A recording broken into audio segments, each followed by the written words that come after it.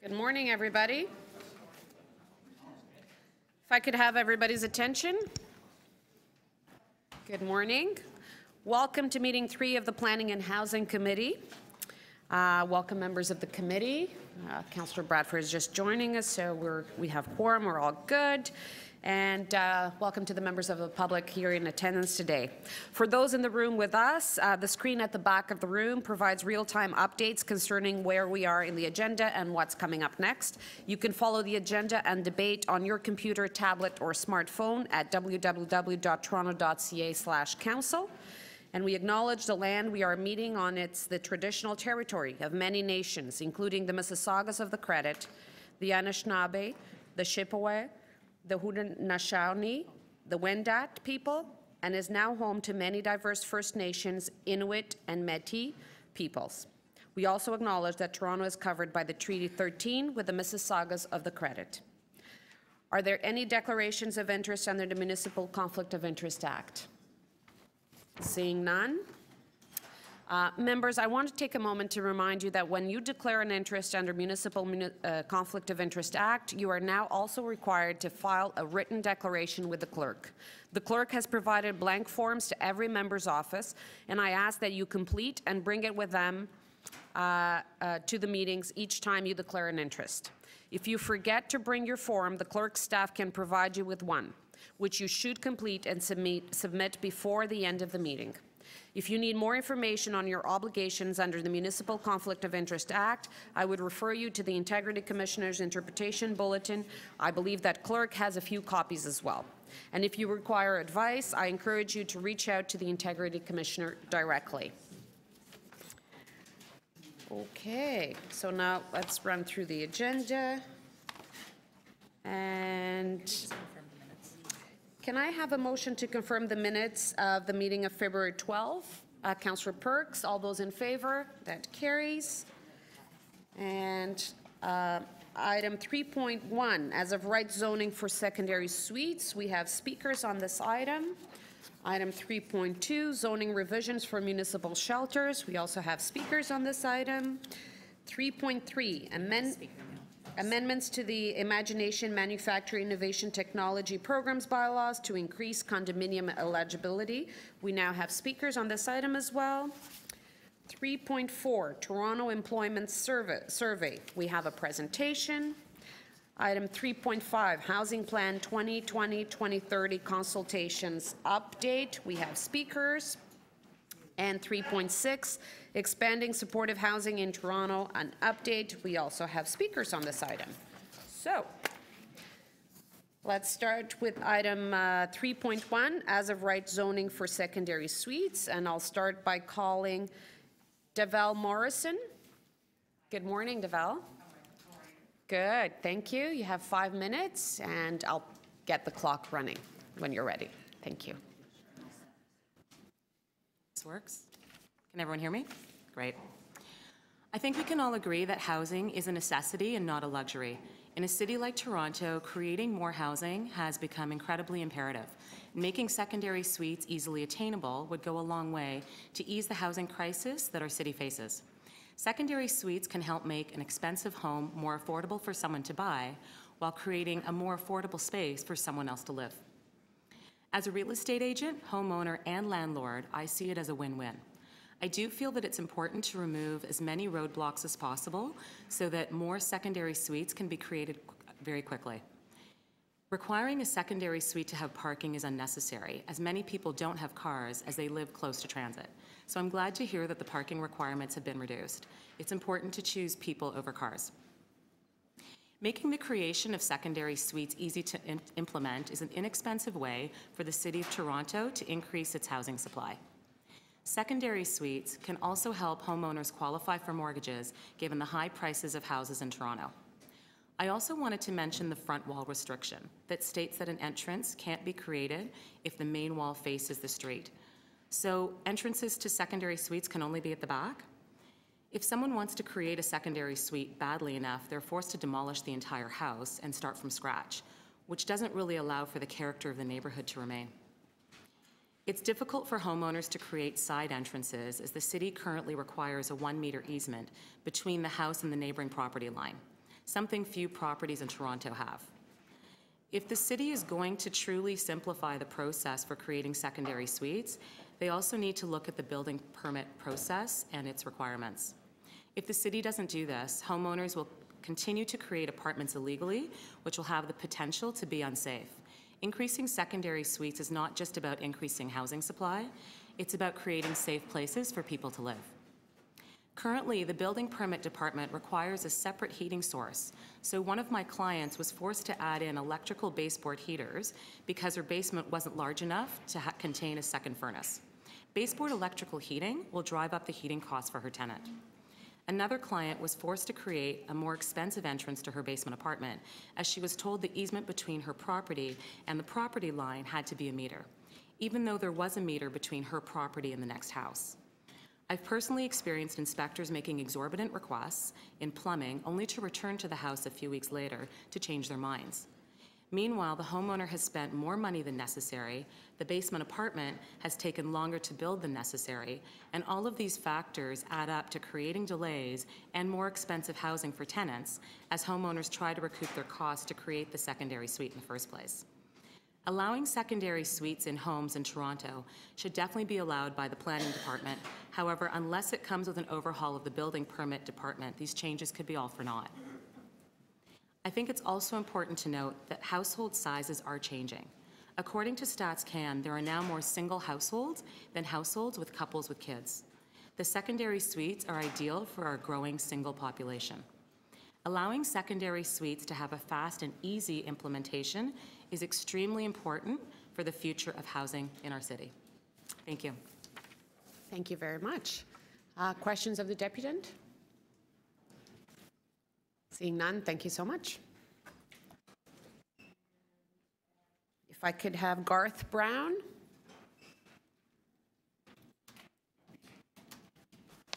Good morning, everyone. Good morning, Garth.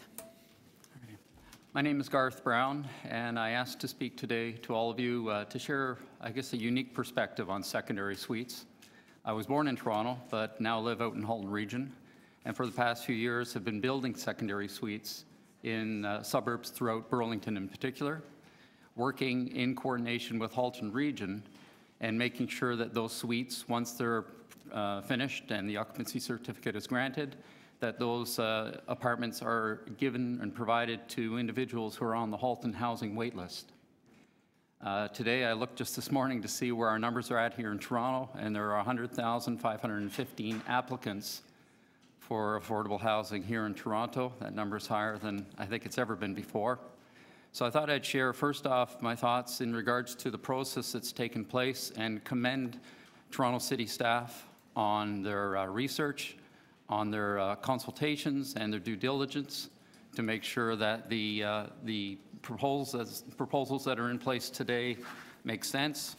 And I truly do believe that with your approval of these, it will put Toronto as a leading municipality throughout Canada in creating secondary suites.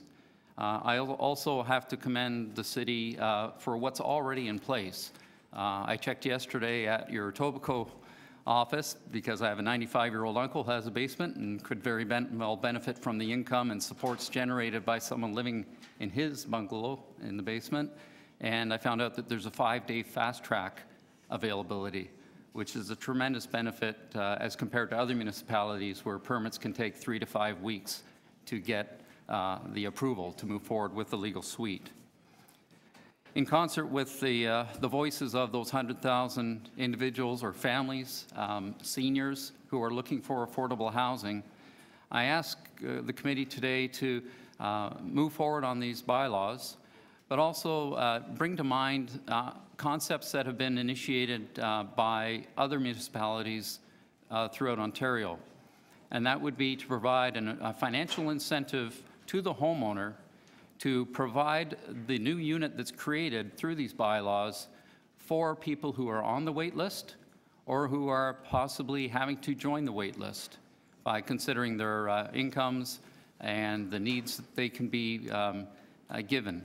The best days of my life over the last 6 years have been seeing families move into these newly developed homes. The burden of where they're going to sleep the night or precarious housing that they've been coming from is behind them. They are now able to focus on jobs, education, language skills, and other things that help both them and their children move forward in their world. So I really thank you very much for your anticipated support of these bylaws, moving them forward. And again, I'd ask you and others that you could direct me to encourage them to be a part of the solution and make a significant difference in our wait list numbers today. And keep in mind too the costs, that building a legal secondary suite will likely be half the cost of creating new apartments and units in towers that usually are close to $150,000 in cost. We can do it for half that cost, and most of that cost will be borne by the homeowner themselves. So it's exciting, it's an opportunity, and on behalf of those on the wait list here in Toronto and throughout the province, I thank you very much for your consideration today. Thank you so much. Any questions to the deputant? Seeing none, thank you for joining us today. Next, Jennifer Spence.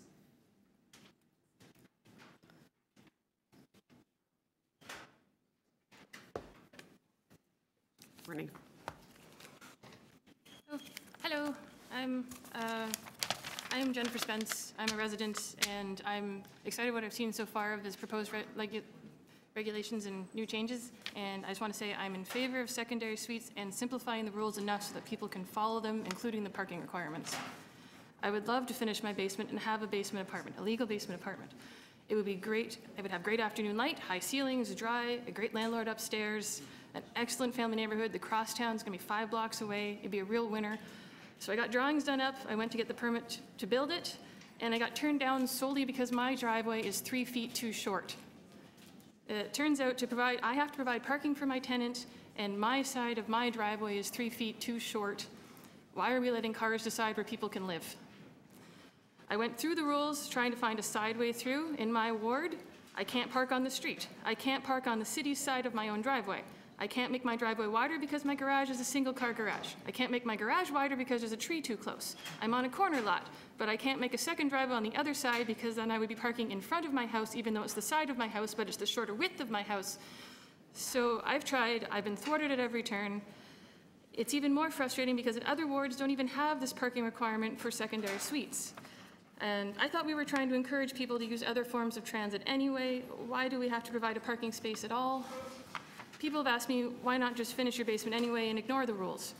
And you know, a lot of people seem to do that. There are tons of basement apartments out here that aren't meeting code or regulations or being inspected. And because there are too many conflicting and complicated rules to follow, it's been made too difficult. Frankly, it's putting people's health at risk. We need to increase densification. This is be a great way to do it. So please simplify the rules and unify the rules citywide and help people follow them. And please stop letting cars decide where people can live. Thanks. Thank you. Any questions? Thank you. Seeing none, thank you. Are there any other speakers on this item? I don't have anybody else registered. Okay. Seeing none, questions of staff? Councillor Christian Wong-Tam. Yes, thank you very much. Good morning. With respect to the changes that are proposed in the report, how would you respond to some of the concerns that were raised by the deputants, specifically around the restrictions of not permitting a new front door access facing the street, the requirement for a 1-to-1 ratio for parking, as well as requiring a separate mechanical system, HVAC system? Through you, Madam Chair.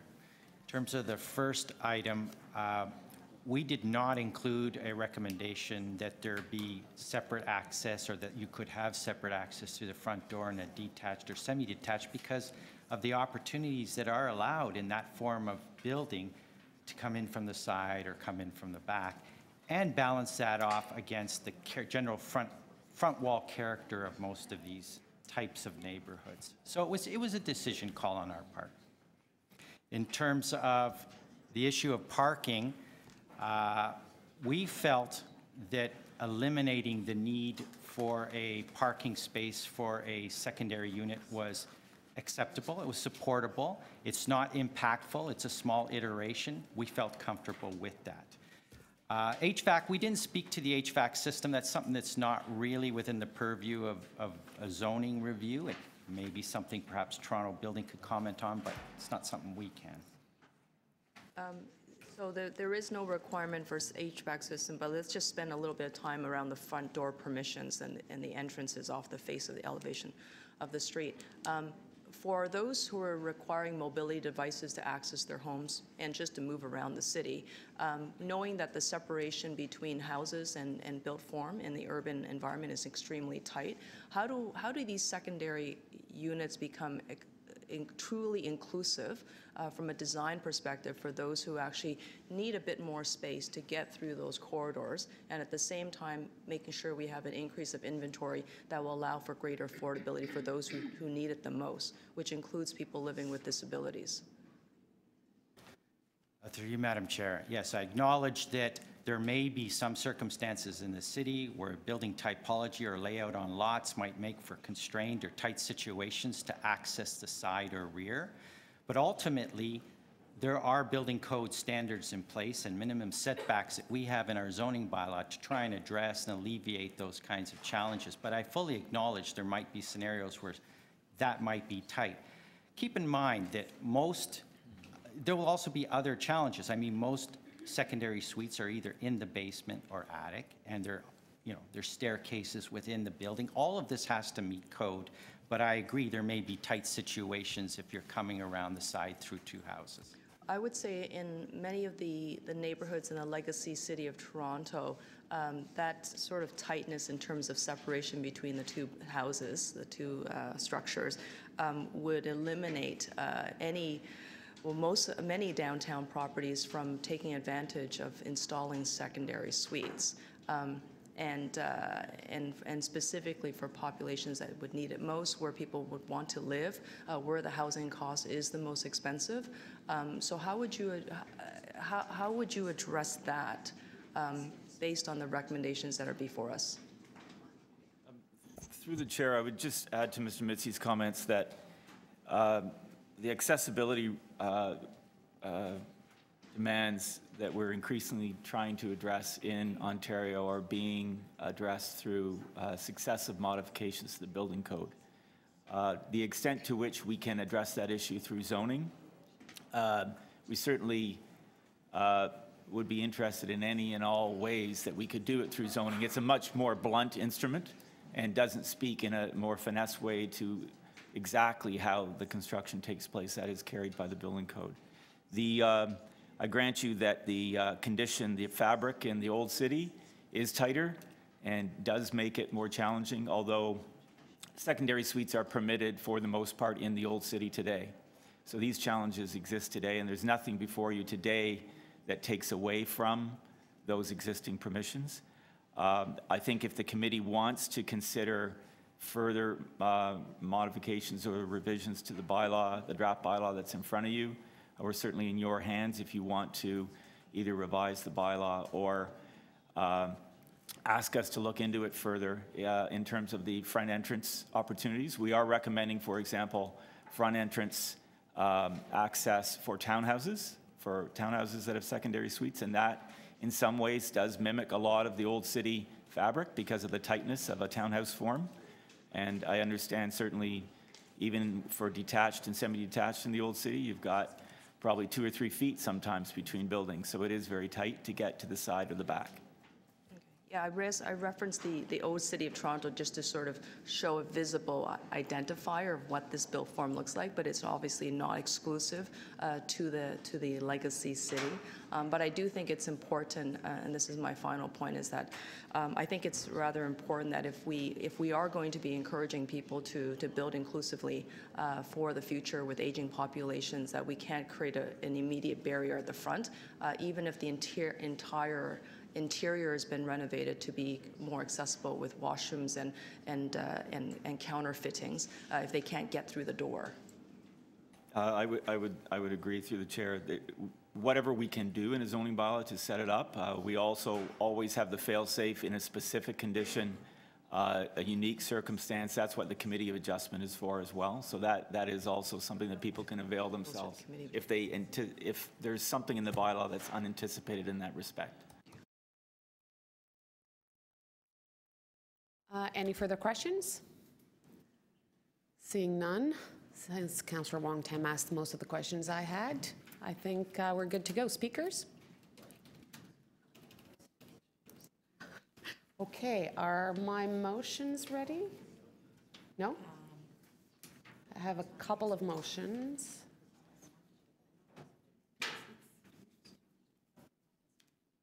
Maybe I can speak about that? Yeah? Okay. So, you want to speak, Gord? Maybe. Is Councillor Perks ready? Can he speak first? Okay. If you don't mind, Councillor Perks. Go. So I have a motion, and it has to do with a bizarre historical legacy problem. I'll just explain it very quickly.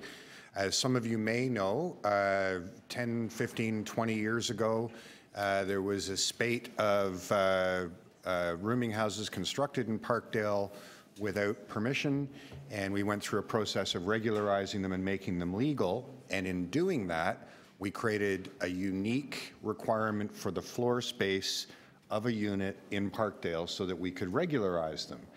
However, because that exists, it would be in conflict with what we're approving today.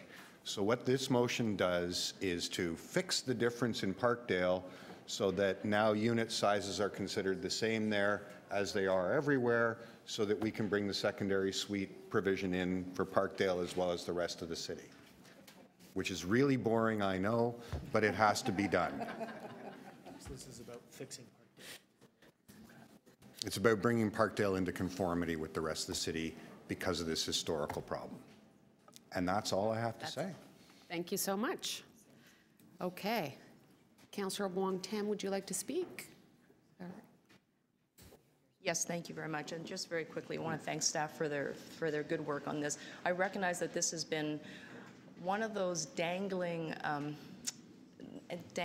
instruments that have always eluded to City Council from a planning perspective of how to increase the options for additional affordable housing. And while there has been some political resistance, I would say, from certain political actors in the building over a period of time, we have now arrived at this particular juncture of time where we do have a massive housing crisis that requires us to all work together and to lift this final piece off the ground. I do want to just say that not being able to allow entrances through the front door is going to eliminate it's going to make this instrument, the solution, not as effective as it can be. And I know that Councillor Bailao has a very good amendment that's going to be coming forward. I hope that we can all support. But we need to be able to do exactly what this bylaw is intended to do, is to increase the number of affordable housing units, the widest range of options that are available, increase the supply of secondary units,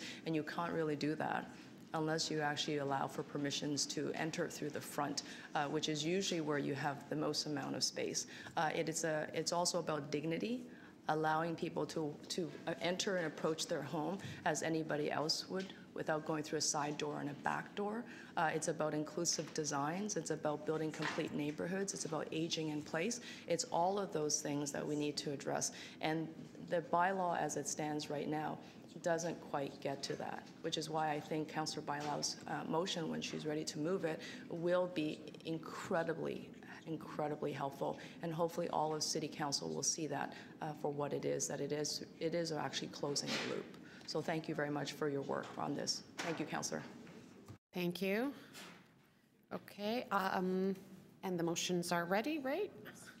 Okay, so thank you, staff, for great work. I think that it is clear and evident from the feedback that we get, even at the letters that we get here at committee, that the city is really embracing different kinds of housing in the city and want to deal with the stock that we have in different ways. And bringing the opportunity to create more secondary units is really important. We know that, not legally, but we know that there's about 70,000 families that live in secondary suite. There's a significant amount of our rental stock in the city that is produced through secondary suites. So we know that this is it's an important part of our housing spectrum in the city, and that we should do everything we can to first facilitate the construction of these units and ensure that they're legal to protect the tenants and even the landlords, as I believe. So the two motions that I have, one is absolutely to look into to have this entrance in the front wall. Councillor Wong Tam is absolutely right. We feel it in, I guess, the ridings downtown. Very often, the homeowner is forced to go to committee of adjustments, which gets quite costly and expensive and time-consuming, just because they need a variance to have the entrance in the front wall. And sometimes there's no real other option in order to have that suite produced. So I think it is something that we have to look at. The other thing that one deputant mentioned was actually the cost effectiveness of maybe having these as some affordable housing units. So we know that just creating this brings more supply, and there's a level, it's important to have the stock in the housing spectrum. But the same way that we created a program with Laneway Suite, maybe we should explore to have the incentives and support in here, because we work with the development industry, and it is absolutely a lot more costly to produce the unit with building it from scratch that would be to produce a unit to have in a secondary suite. So I think that is something that we can look at it. Do you have the motion, second motion? There we go. So I am asking that Director of Affordable Housing, I believe Councillor Perks will have some questions for me, and I'm happy to answer them. But I think it is an effective way to produce further affordability to this stock. So seeing that, Councillor Perks, I'm happy to answer your questions. Yeah, I was there when we tried to do this with the laneway houses, and the advice we got at the time from staff was that the only path we had was to provide a whole bunch of incentives, cash incentives. We have a program. And the further advice was that the cost to the city of creating units in a laneway suite as affordable was greater than the cost of providing them through other mechanisms. And if we had that money available, yes, I remember it very clearly, if we had that money available, we would be more wise to work with a nonprofit or work with a co-op or work with TCHC to create units. So I'm wondering, given that there are some open questions around the cost efficacy of this, if instead of... It's to investigate, Councillor Perks. Okay. Yeah. The way I look at this is when through the IAH program, we give nonprofits and developers an average of anywhere between $100,000 to $150,000 to create a unit, right? That is the true cost of probably creating a basement unit. You pay it at 100%. You wouldn't need to give that kind of incentive. So when you look at the return on your investment, you could probably produce a unit with a lot less money, and I think it's worth of us investigating. So when you're producing a okay, unit, well, we can investigate. Yeah. That's fine, as long as it's coming back. You have questions, Councillor? Yes, I'm wondering what, with this, how we can require the rents to be stable, because it's very hard to maintain affordable rents. The same way that you would do any of the other ones that we've produced through the IAH. We have thousands of units. So you're suggesting that even in a private home, that they would, if they're taking advantage of any incentives, that they would be subject to strict controls? Yes, absolutely. It's an agreement that there exists, right? So right now, the city produces agreements with somebody's building a building. They received IAH money. They received between $100,000 to $150,000 a unit. So could this be something that if we incentivize with, I don't know, 20,000 or something, that we actually create a unit at a much reduced cost to us? I mean, there's obviously issues that are going to have to be looked at. We created a program for the laneway housing. I think is worth investigating. I think that what the deputant said, that the cost, it is true. I mean, when you're building from scratch versus building a secondary suite, the cost is much less. Totally. I think it's worth investigating. I think we need to be as effective as possible. And I had one other question. For me? No. Yes, but I was going to ask it, and then now I've forgotten because you gave me such a long answer. I might come back to it. Okay. So, and that's it? So should we vote on the motions individually, or? I do you know wanna what move- it is. Okay. Yeah, it's just got to do with, would you be looking at something that would have to be the affordable housing formula that we use? The I- official plan for these, some way? IEH is 50% Pardon? of market. Is 50% of market? That's what IEH is. Yep. IH is 80% of market. Well, I understand, 80% of the midpoint of market. Yeah. Which is not. but the city's official plan is anything below 100%, is that not right? So would you be establishing that at the 80% benchmark? Or that's going to come back? Yeah, exactly. I think we need to allow staff to do the work. It might be that, you know, the bureaucracy involved to put a program like this might not work. I think it's just worth investigating because there is, yeah, I think it's worth looking at the fact that it is much cheaper to Right. build this unit. And would than you rent. agree to investigate in this to look simply at grants that get paid back rather than, you know, if you're going to renovate, now you're taking out a loan Yeah. to pay it back? Well, one of the options might be a grant, then put that in operation and might not require a lot of the other administrative pieces. Yep, Okay, so you'll undertake to make sure that's part of this too. Thank you. yeah, You could also put green grants in there as well. good. So would you assume that that would come back from staff, that would be kind of fulsome? Because if you're going to give city money or transfer money, would you not agree that it should also be incentivized to green up your home or green up whatever you're building with those dollars? No? If you have the chance? If we have the chance, I Yeah. think it's worth looking at it. Okay, so can we move it as a package, or is the will of the committee? Yeah? Okay. So all those in favor? So we're moving as a package. Councillor Pertz, are you fine? Yeah. Okay. So that carries. Item as amended? Great, that carries. So zoning revisions for municipal shelters. We have speakers. Can we start with Janet Lambert?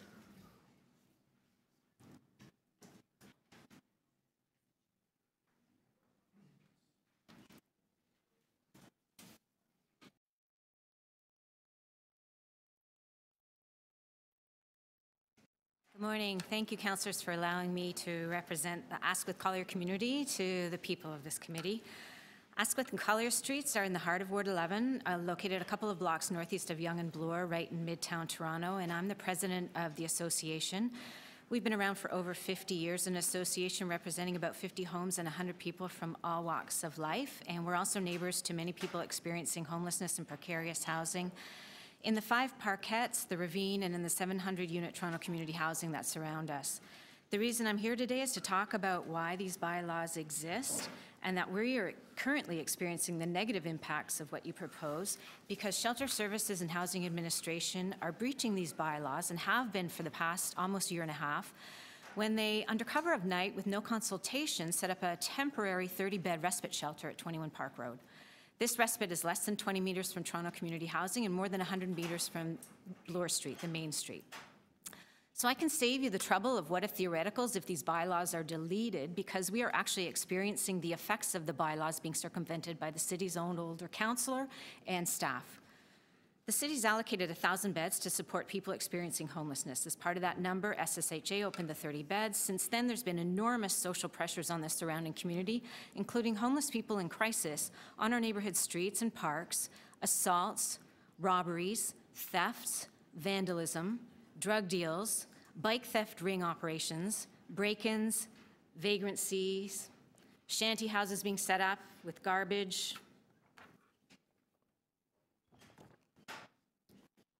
prostitution, discarded used needles coming from Margaret's for people who are shooting up, human diarrhea, vomit and urine, and impassable public access for pedestrians, students, children, cars, especially during physical and mental health crises. So how can the city mitigate the destruction of the social and economic health of the Asquith Collier neighborhood? The 3 reasons are the dramatic increase, and the answer is to not delete the bylaws. The 3 reasons why are the dramatic increase in illegal activity, the fearful loss of safety, and the hollowing out of neighborhoods, and I'll explain each one. First, the increase in illegal activities happened since the opening of 21 Park Road because of the concentration of new people and their interactions with people who prey on them. Now drug dealers, bike theft ringleaders, and pimps have a one-stop shop of 21 Park Road and TCHC and practice their trades next door at Asquith Green, which is heavily populated by the people who are trying to find shelter, people who are looking for shelter, who are in shelter, and who are rejected from the shelter at 21 Park. Other illegal activities include the overcrowding, garbage, and code violations that come with 21 Park. Statistics from the city and its contractors show 30 people living at 21 Park Road every night, 1,500 meals a month being served, and 40% of those people in 21 Park Road have been living there since it opened 16 months ago. This quantum increase in garbage is a result of too many people living in a house and exponentially more people being fed from that house. The code violations are numerous. 30 people living in my house with no functioning kitchen or showers producing all that garbage would be shut down by any city official if I did it. The second reason the bylaws must stay is the fearful loss of safety as a result of the massive increase in illegal activity. Our small community on two little streets cannot accommodate or get support for the huge influx of issues, unlike the services and amenities from a major street. Since 21 Park Road opened, band-aids to mitigate our safety have included increased calls to 911 and 311, increased police presence, more doors locked in public places, more lighting everywhere, the erection of razor or concertina wire on fences, and police declaring they can't protect us in time. Safety has plummeted as people experiencing homelessness go into physical or mental health crisis, are not accessing any services, are incapacitated on our two streets and in our alleyway. Our access out of our neighborhood becomes impeded. Children walking to and from school or the subway have become traumatized. Car and pedestrian traffic try to pass parked police, fire, and ambulance vehicles. Since the increased drug deals and introduction of needle distribution, used needles and drug paraphernalia have littered our neighborhood, increasing our risk of accidental fentanyl or carfental poisoning. 132 needles were picked up on one sweep once. Last weekend, one resident picked up 14 needles. The third aspect of safety, which is critical, is the safety and security of the very people the city is trying to help. People experiencing homelessness with no wraparound services, stuck in a small enclave, preyed upon by others involved in gangs, prostitution, and drugs, are now less safe than before 21 Park Road opened. The third reason the bylaws must stay status quo is the risk of hollowing out whole neighborhoods. We are a small neighborhood. As we go, others will sooner or later, since we are the canary in the coal mine, witnessing the poisoning of our community. The increased illegal activity and decreased safety has had an effect on us. There are currently 3 for sale or for rent signs on our streets. An additional 4 families have moved out since 21 Park Road opened. As a comparison, the most changeover before this was 1 home every 2 or 3 years. 3 small businesses have had their managers assaulted. One's fighting back, one gave up and transferred to another location, and one is currently very traumatized. It happened last week. The people who are homeless or precariously housed that our neighbors supported have mostly left. However, the people who experience this homelessness that have stayed in the neighborhood describe a massive increase in assaults on them and fear for their safety as they describe the destruction of their meager personal belongings on the street. In conclusion, thank you very much for listening to why you must not delete these bylaws. Our community's experience with increased illegal activity, the heightened fear for our safety, and the hollowing out of our neighborhood must not be the beginning of the end of this wonderful, compassionate city of neighborhoods. Ask you to wrap up. Thank you. Any questions of the deputant? Councillor Fletcher? Who was operating the, Margaret's. pardon me? Margaret's. Okay, thank you.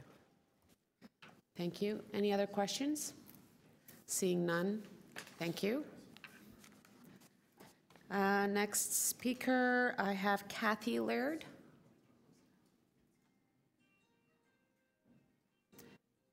Good morning, Kathy.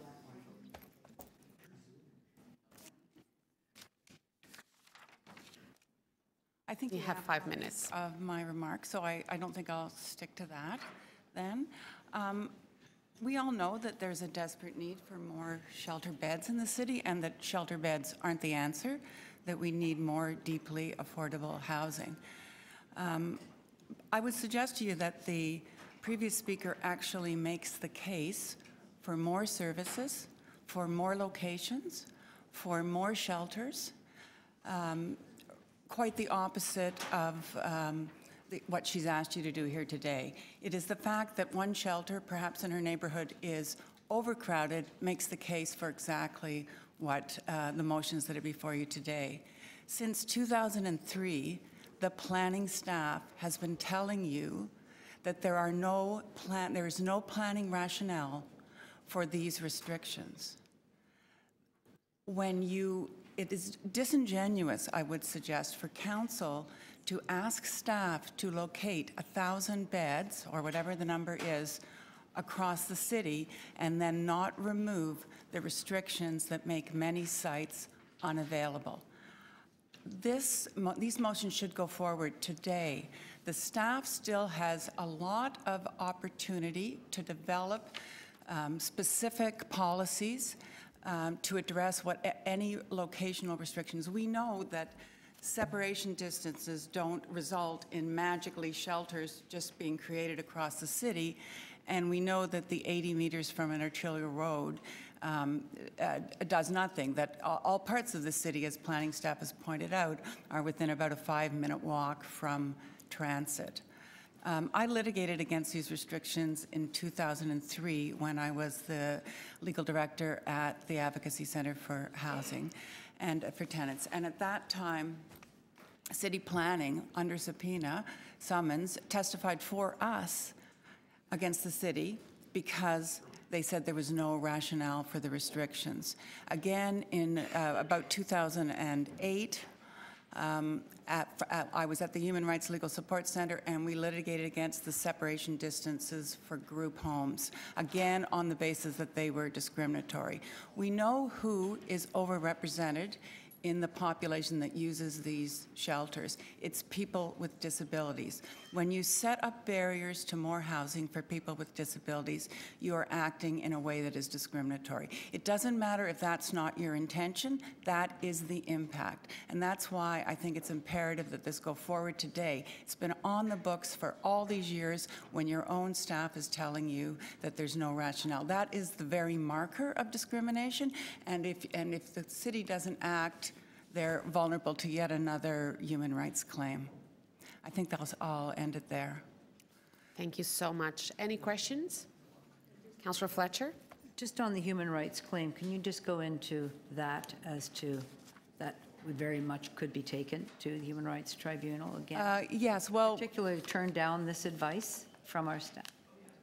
Yeah, well, in turning down this advice, it's another decision that reaffirms the barriers.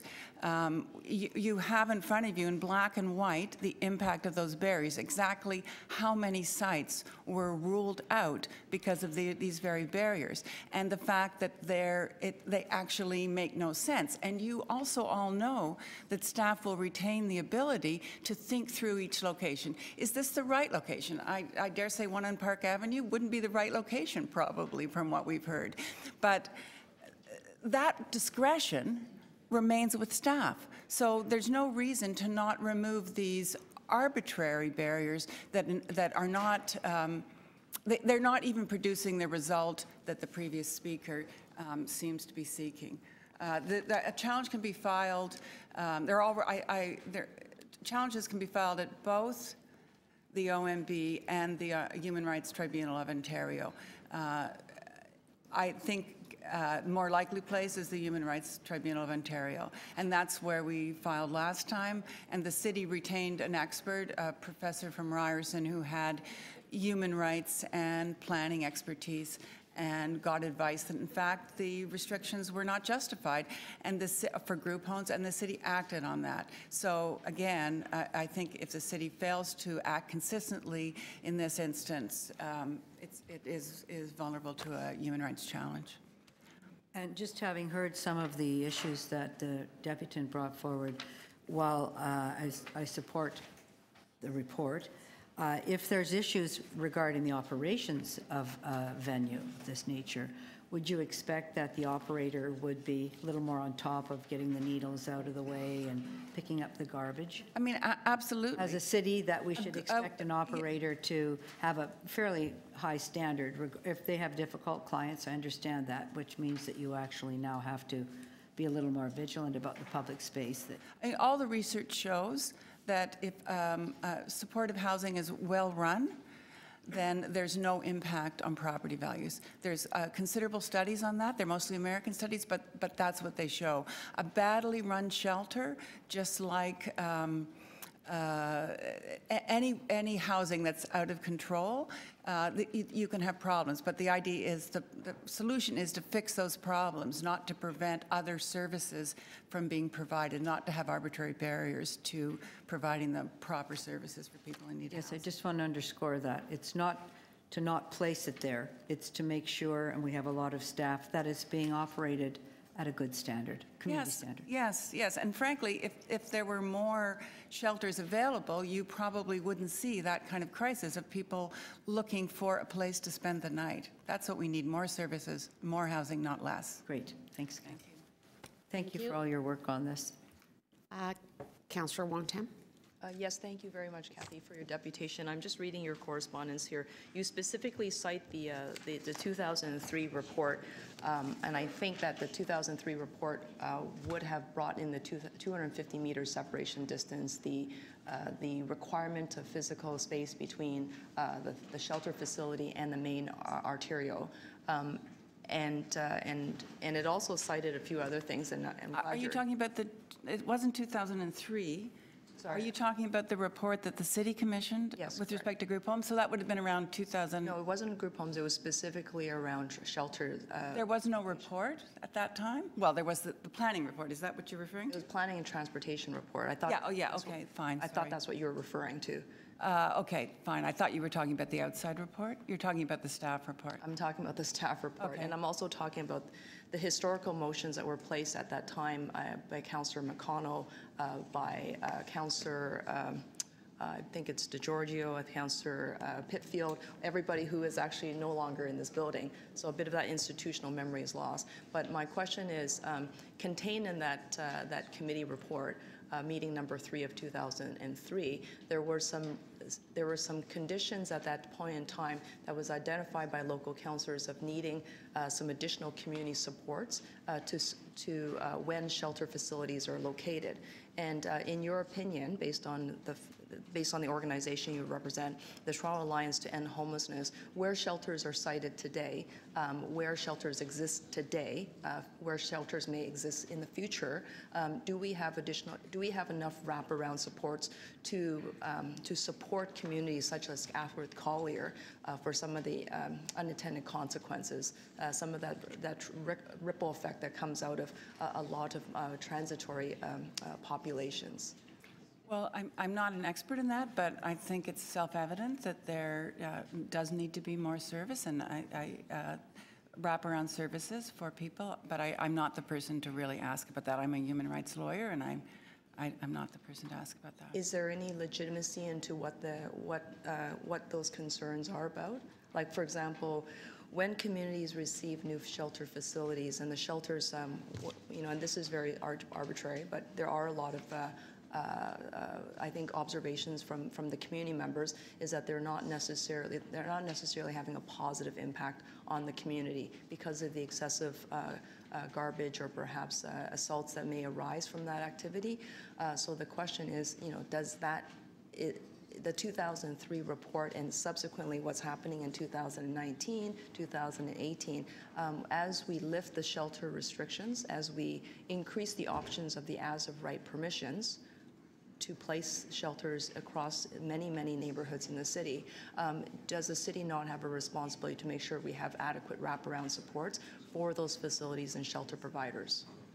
The city has a responsibility. And then, in your opinion, as you come forward to to support to increase those options, do you believe we've done enough? Done enough to locate shelters or to provide services? Provide some wraparound supports, because we can't talk about lifting the as of right permissions on its own without having a conversation of the right quality of care and the standard of care provided to the individuals that are going to be housed in those shelters, but as well as the host neighborhoods. Yes, but I don't think it's a reason for delay. I think that it's important to move forward on this today and then to ensure that the services are in place. This has been a process for many years, and now is the time to act and then make sure that the services are in place. So therefore, they should be done concurrently, Of course. right? And that's not what's before us today, though. Well, I guess it would be your job to make sure that it comes forward concurrently, but I don't think that that's a reason to not move forward today. Okay, thank you very much for your deputation. Thank you. Next, Karen Moran.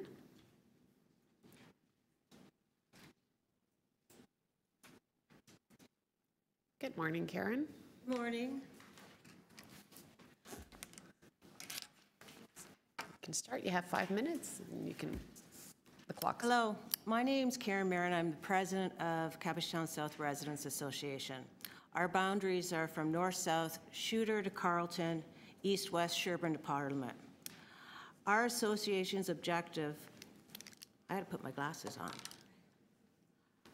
Our association objects to removing the 250-meter exemption for shelters and respite sites on behalf of our community. We are part of the Downtown East, Ward 13. Within our ward, we have more shelters, respite sites, rooming houses, city services than any ward in the whole city. We have approximately 40% of these services in our ward. To give a few examples of distances, Margaret's Respite at Dundas and Sherbourne to Seton House is 700 meters. 2 city blocks east, their capacity is 700 people. Margaret's to Maxwell-Meehan at Sherbourne and Queen, 450 meters. 2 city blocks south, its capacity is 375 people. Margaret's to the Gateway at 107 is 900 meters. 3.5 city blocks, capacity of 107 people. Including Margaret's, their drop-in of 50 nighttime respite sites, that's a total of 1,307 beds for just these shelters. We are in crisis with the overconcentration of city shelters and respite sites. There is also 5 of the 7 safe injection sites within blocks of each other in our area. We need your help creating balanced communities. Cabochon South continues to experience extreme crime rate rise since spring 2018. Personal assaults, intimidation, drugs, car and home break-in enters, random acts of violence occurs daily. Not just the residents are experiencing violence. Our vulnerable homeless population as well. Some have left for fear of their personal safety. Toronto Police 51 Division did an online survey this summer called Dundas Street East and Sherbourne Safety Area Survey. 197 people completed this survey. Most of the people do not feel safe any time or night at Dundas and Sherbourne area. Just over 40% say they feel very safe, reasonably safe in the morning and mid-afternoon. 85% said somewhat unsafe, very unsafe at night and overnight, with the majority feeling very unsafe. These results are telling. Many people involved in crime are drug users.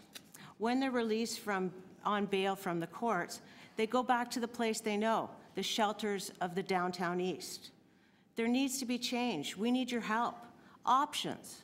Getting them out of the Downtown East with supportive housing to give these people a chance for success. We've been working towards a 5-year plan with Councillor Wong Tam, city staff, 51 Division to help regain our public safety since early last year. Creating balanced communities for everyone should be our goal, not just looking on a map for a location with some distance requirements. We request you do your research at the community level, boots on the ground, determining locations and the needs of people. In our opinion, changing the city bylaws will not create the solution for homeless in our city.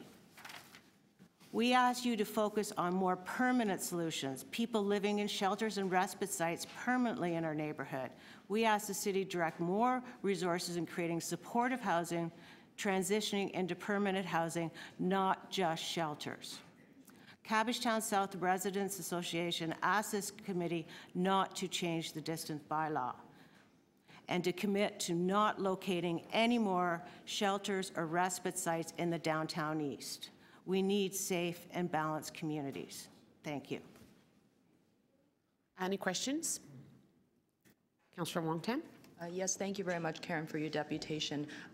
With respect to the numbers that you just cited, about 1,300 beds in two directions of each block, are there, it sounds like there's also a number of services that are supposed to be working towards giving rehabilitation, providing housing, mental health supports for the occupants of the shelters. Do you find that there's enough coordination and collaboration? No. Everybody is working independently right now, and they're not crossing over. Oh, we're Margaret's, we're this, we're this. Nobody's working together. We're starting to get a little bit of coordination, but as I said, we've been working since the spring and trying to get groups together and help with our issues and our problems. The sheer numbers of people at Sherbourne and Dundas, I got emails that there was like 50 people out on the sidewalk having a party last night, doing drugs, selling drugs. It's out of control. And the police can't be there 24/7 policing the city sidewalks. There's just too much concentration of these social services. And with respect to the crowding of the shelters, I think we've heard that from even those who are residents and users, is that they don't sometimes feel safe using those city-run facilities or perhaps agencies that are funded by the city to operate those shelter services. Is one of the solutions to actually reduce the crowding? Because we've heard it from everybody who's appeared before the previous Committee of Community Development and Recreation, is that we need to reduce the number of occupants per shelter. We need to expand programming, including day programming, which oftentimes doesn't exist. So it means at 8 o'clock in the morning, the shelter closes, and the occupants can't go back home until 4 p.m. It really does sound like we need to think again about the shelter model and also to reduce the population so we eliminate the overcrowding. With the places in our neighborhood that have success are small, supportive housing, that are there for the people. Getting these large numbers, 700 men in one place on a daily basis isn't working.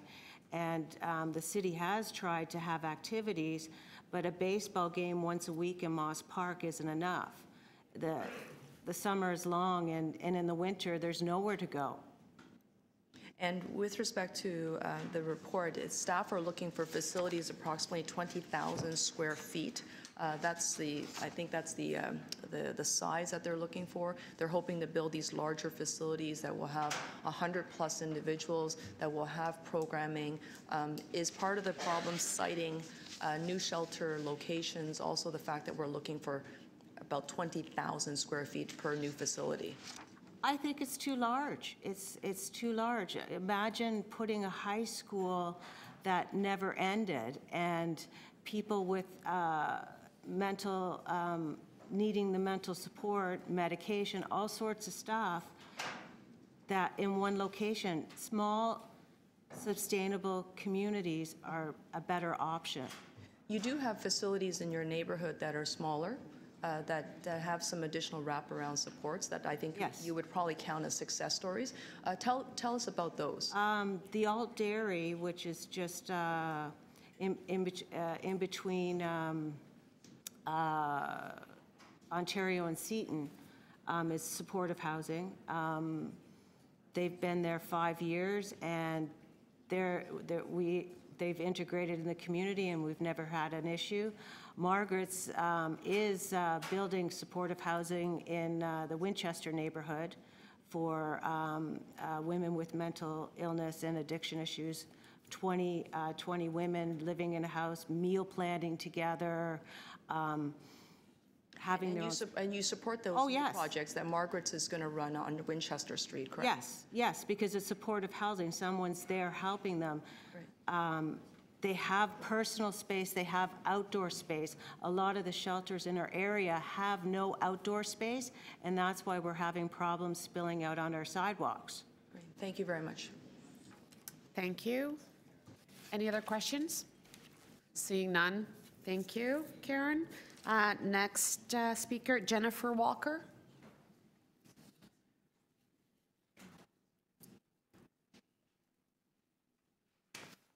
Morning, Jennifer. Morning. 5 minutes. Thank you for your time. My name is Jennifer Walker, and I'm a 20-year resident of Cabochon South. I'm here on behalf of the 700 families that reside in this area. Cabochon South is in the downtown east, bordered by Sherbourne Parliament, Carlton Street, and Shooter, part of the Downtown East Plan, also supported by Kristen Wontam. Our community is scared and living in fear. We ask that you leave the 250-meter exemption for shelters in place for our community for the following reasons. Since the arrival of a 24-hour respite and safe injection site in the middle of June of 2018, which are directly across the street from each other, crime has escalated exponentially in our neighborhood. Since March 2nd, we have had 4 break-and-enters while people have been at home in the daytime. We've had multiple stabbings since December 6th. We've had a shooting as recently as February 13th. Car break-ins in the past 6 months have escalated up to 30, most recently yesterday. Again, our community is scared and living in fear. We are a community that embraces diversity and supports effective programs that provide mental health services and supportive housing to the marginalized. Yet in our small community, there is a disproportionate number of social services, shelters, and harm reduction sites, causing illegal and harmful behavior and a magnet for drug dealers that camp out at the doors of places like Margaret's and Street Health, at times invading our TCHC buildings and seniors buildings. Our shelters not to provide a safe environment for the vulnerable and the marginalized. I ask you, does this sound like a suitable neighborhood to open another shelter? There is no longer an imbalance in our small community. Families with young children are leaving. The marginalized people that used to live in our neighborhood are afraid and have left. Our community is being destroyed. We are imploring you to please reconsider the motion before you. Do not remove the 250-meter boundary in Cabochon South and the Downtown East Core. Let's take the time to come up with a plan for suitable, permanent, supportive, and transitional housing, not more temporary Band-Aids. Please take the time to review the 5-year plan and not make any hasty decisions. Homelessness is not just a downtown issue. It is a citywide issue. It is a province-wide issue. Thank you.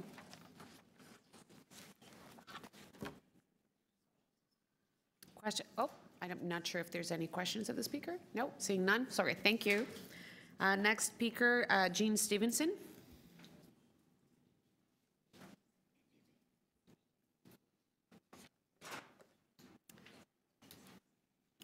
Good morning, Jean. Good morning. My name is Jean Stevenson.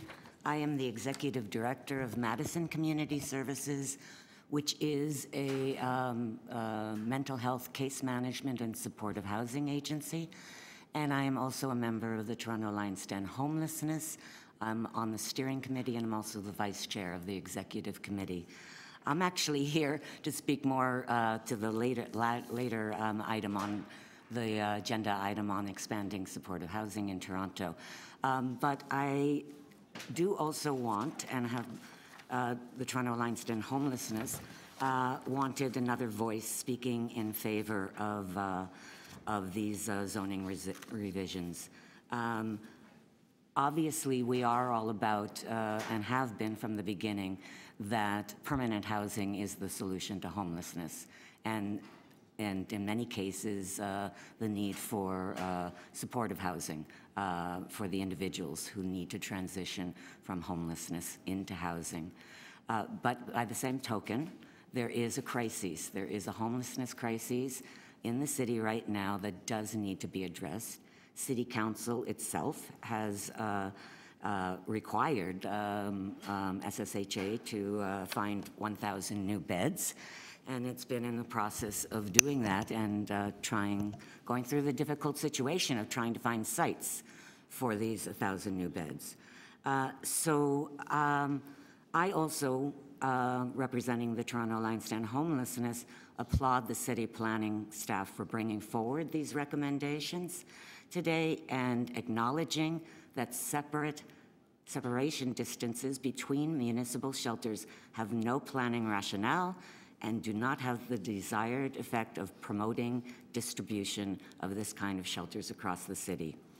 So we urge the committee and city council to remove these unnecessary and in fact discriminatory restrictions on municipal shelters. We urge you to direct planning staff to carefully examine the similar restrictions on other residential uses. With respect to the issues and the problems that other speakers were bringing forward, it is true that there does need to be better coordination at shelters and more wraparound services provided, et cetera, et cetera. And I do feel very grateful that a number of the speakers were also recognizing the critical importance of supportive housing, ultimately, to transition people from shelters to housing with supports. But in the meantime, right now, in this moment, we have a significant number of people on the streets and in shelters, and there needs to be more beds.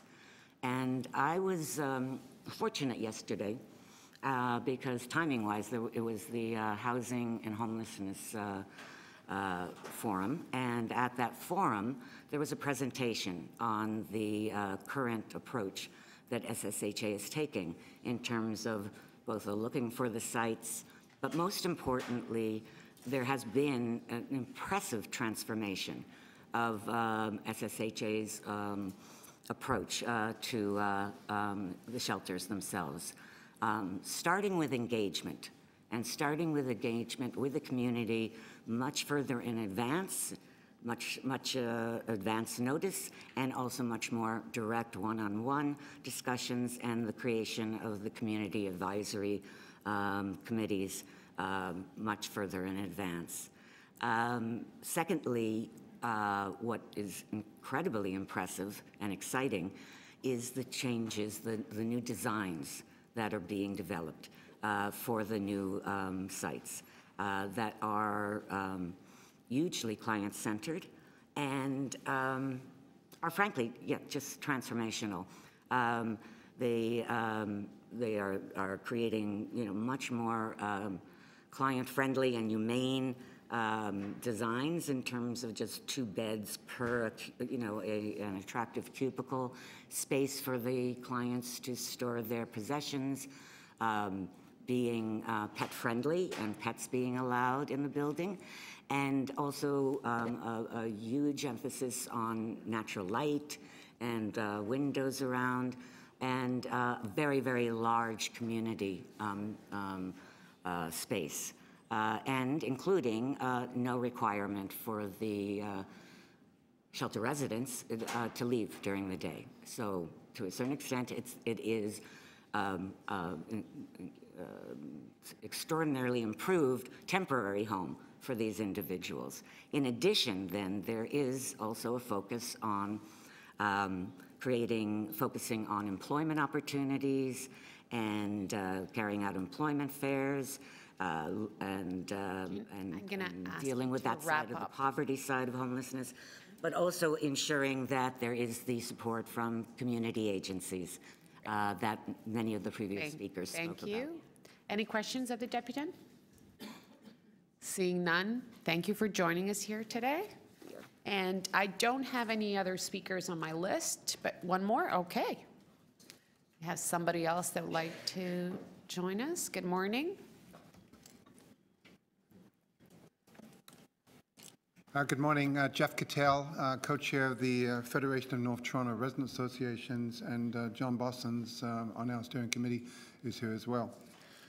I felt compelled to come forward to speak as a different voice from some of the, interesting deputations made, but we did provide a letter, so I'm basically reiterating the messages in our letter. Basically, found the report very disappointing.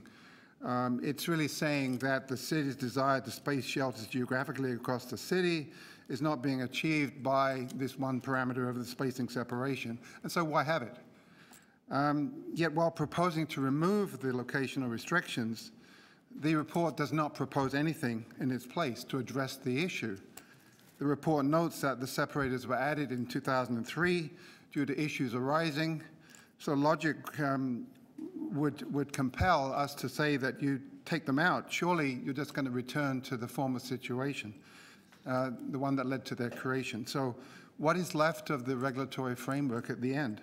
It appears that the only part of the framework that we know about is the zoning, the very crude tool of the zoning map, where employment lands are excluded from shelters.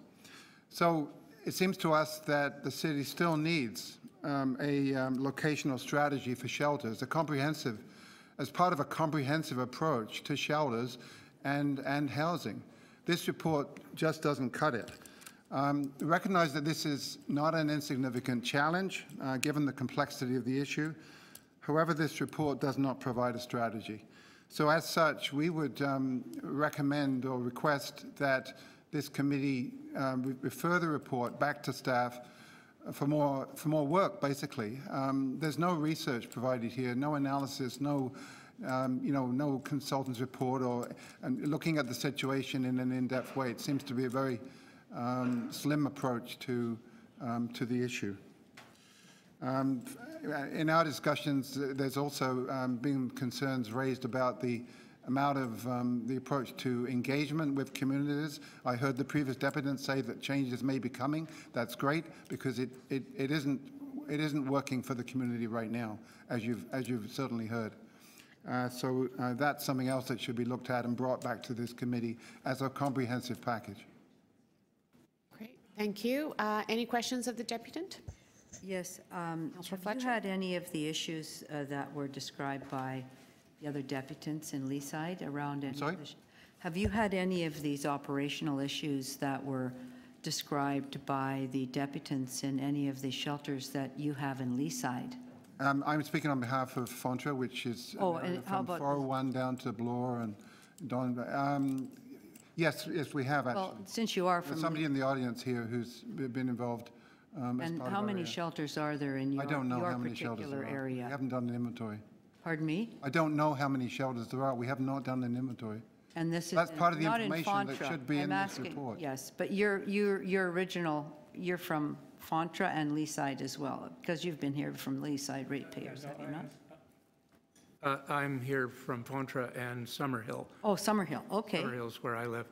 We do have one facility in our area which is run by the YWCA. That's run very well with very few community problems, some, but they have been dealt with effectively by the management of that YWCA facility. But we're very well aware of the fact that there are many cases where there are all kinds of negative externalities, as some of the deputants here today have emphasized, and that we need a more comprehensive approach to this, something that doesn't just say, okay, we don't have any regulation, we're not going to be concerned with the problem. I think there is a problem here. There's a problem of making homeless shelters work, and that's why we believe that this proposal is by itself inadequate. So you're opposed to removing the 250 meters and from the we don't believe ratepayers it's necessarily the best way to do this. I'm just asking if you're opposed to that. We are opposed to that. Did you hear Ms. Laird tell us that we will now be subject to a human rights possible complaint? Of course, of course. Are you not concerned We about recognize the issue. I mean, it's a serious problem for the city. It's a serious problem for our country, quite frankly, that we have such an affordable housing problem, of which the homeless shelter issue is just one aspect. Yes, this is the shelter housing. Now, do you have a committee or anything in Fontra that helps with siting shelters or looking at how to temporarily house people and being proactive in that way? No, we have a multitude of issues on our plate and lots more coming from Mr. Ford, so. But you don't have a particular committee that is No, we don't, no. looking to assist the Not at this city point. in this nature? Okay, thank you. Thank you. Thank you. Thank you. And I think that's it for speakers. Questions of staff? Oh, sorry. One more speaker. Sorry, I just very briefly just wanted to comment on a couple of things that I've heard. So the last speaker, my name is Paul Dowling, by the way. I should say that the last speaker spoke to the YWCA residents in the Summerhill area, and he talked about how it's very well run and has never had any difficulties, and really pleased to hear that. Previous speakers talked about the Alt Dairy site on I think it's on Ontario Street, which again she commented was very well run. The Alt Dairy site, I should say, is operated by St. Jude Community Homes, one city block away from their original site at the corner of Dundas and Parliament.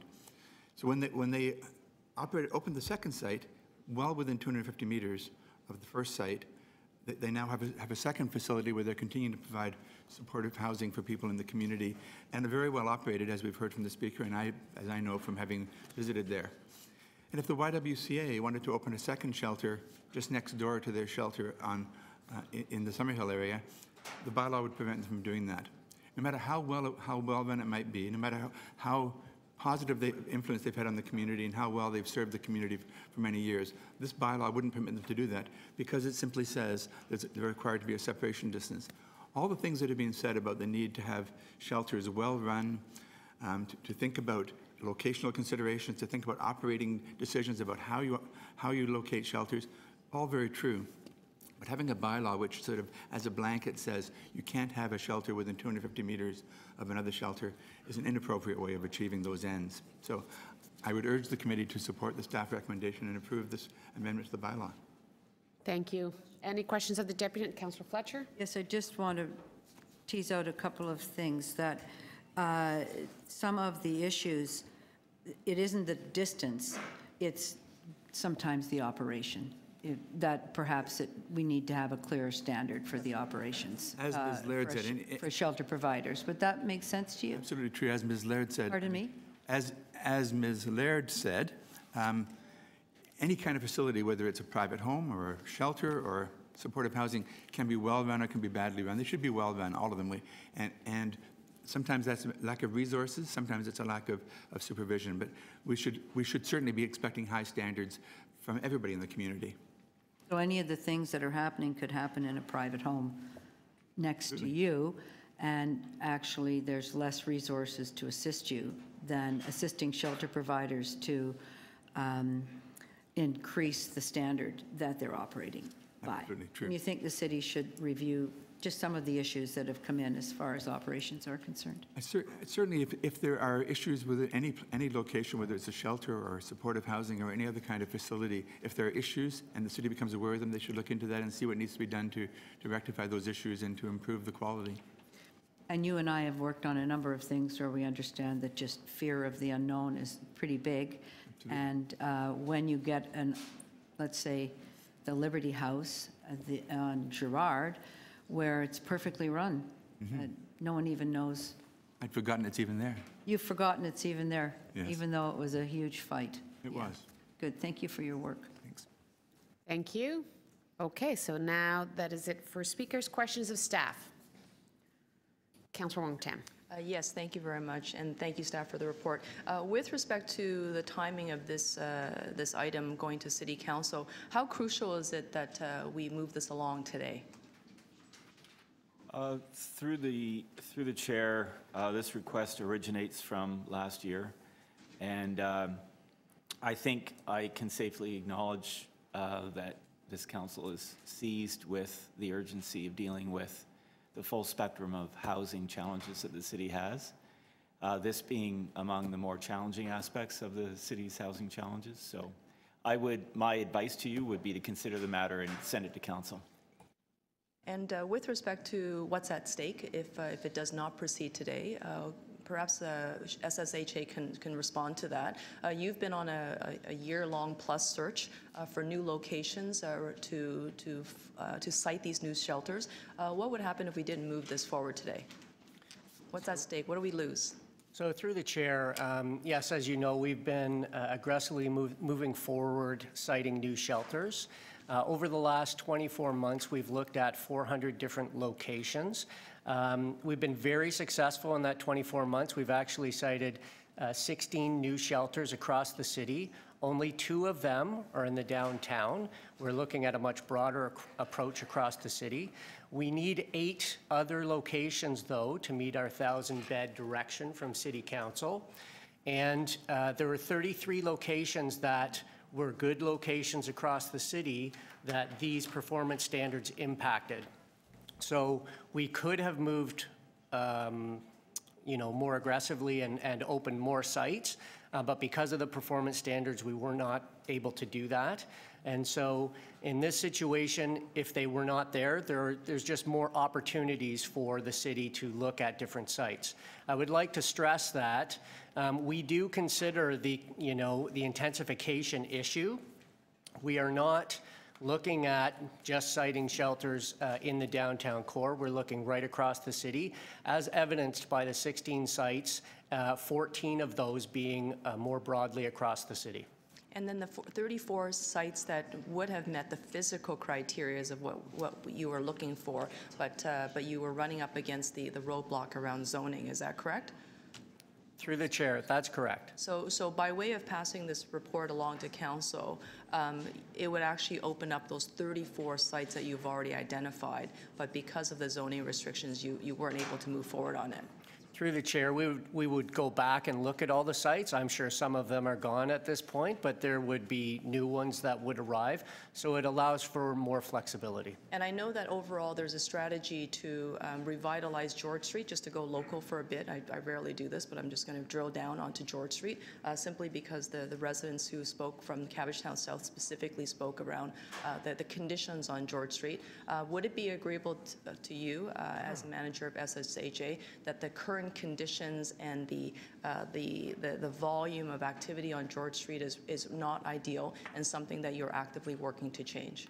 Through the chair, absolutely. Staff completely agree with that, as evidenced by the new standards, what we're moving forward with, shelters that are between 80 and 100 people, as opposed to the Seton House situation where you have 550 individuals in there.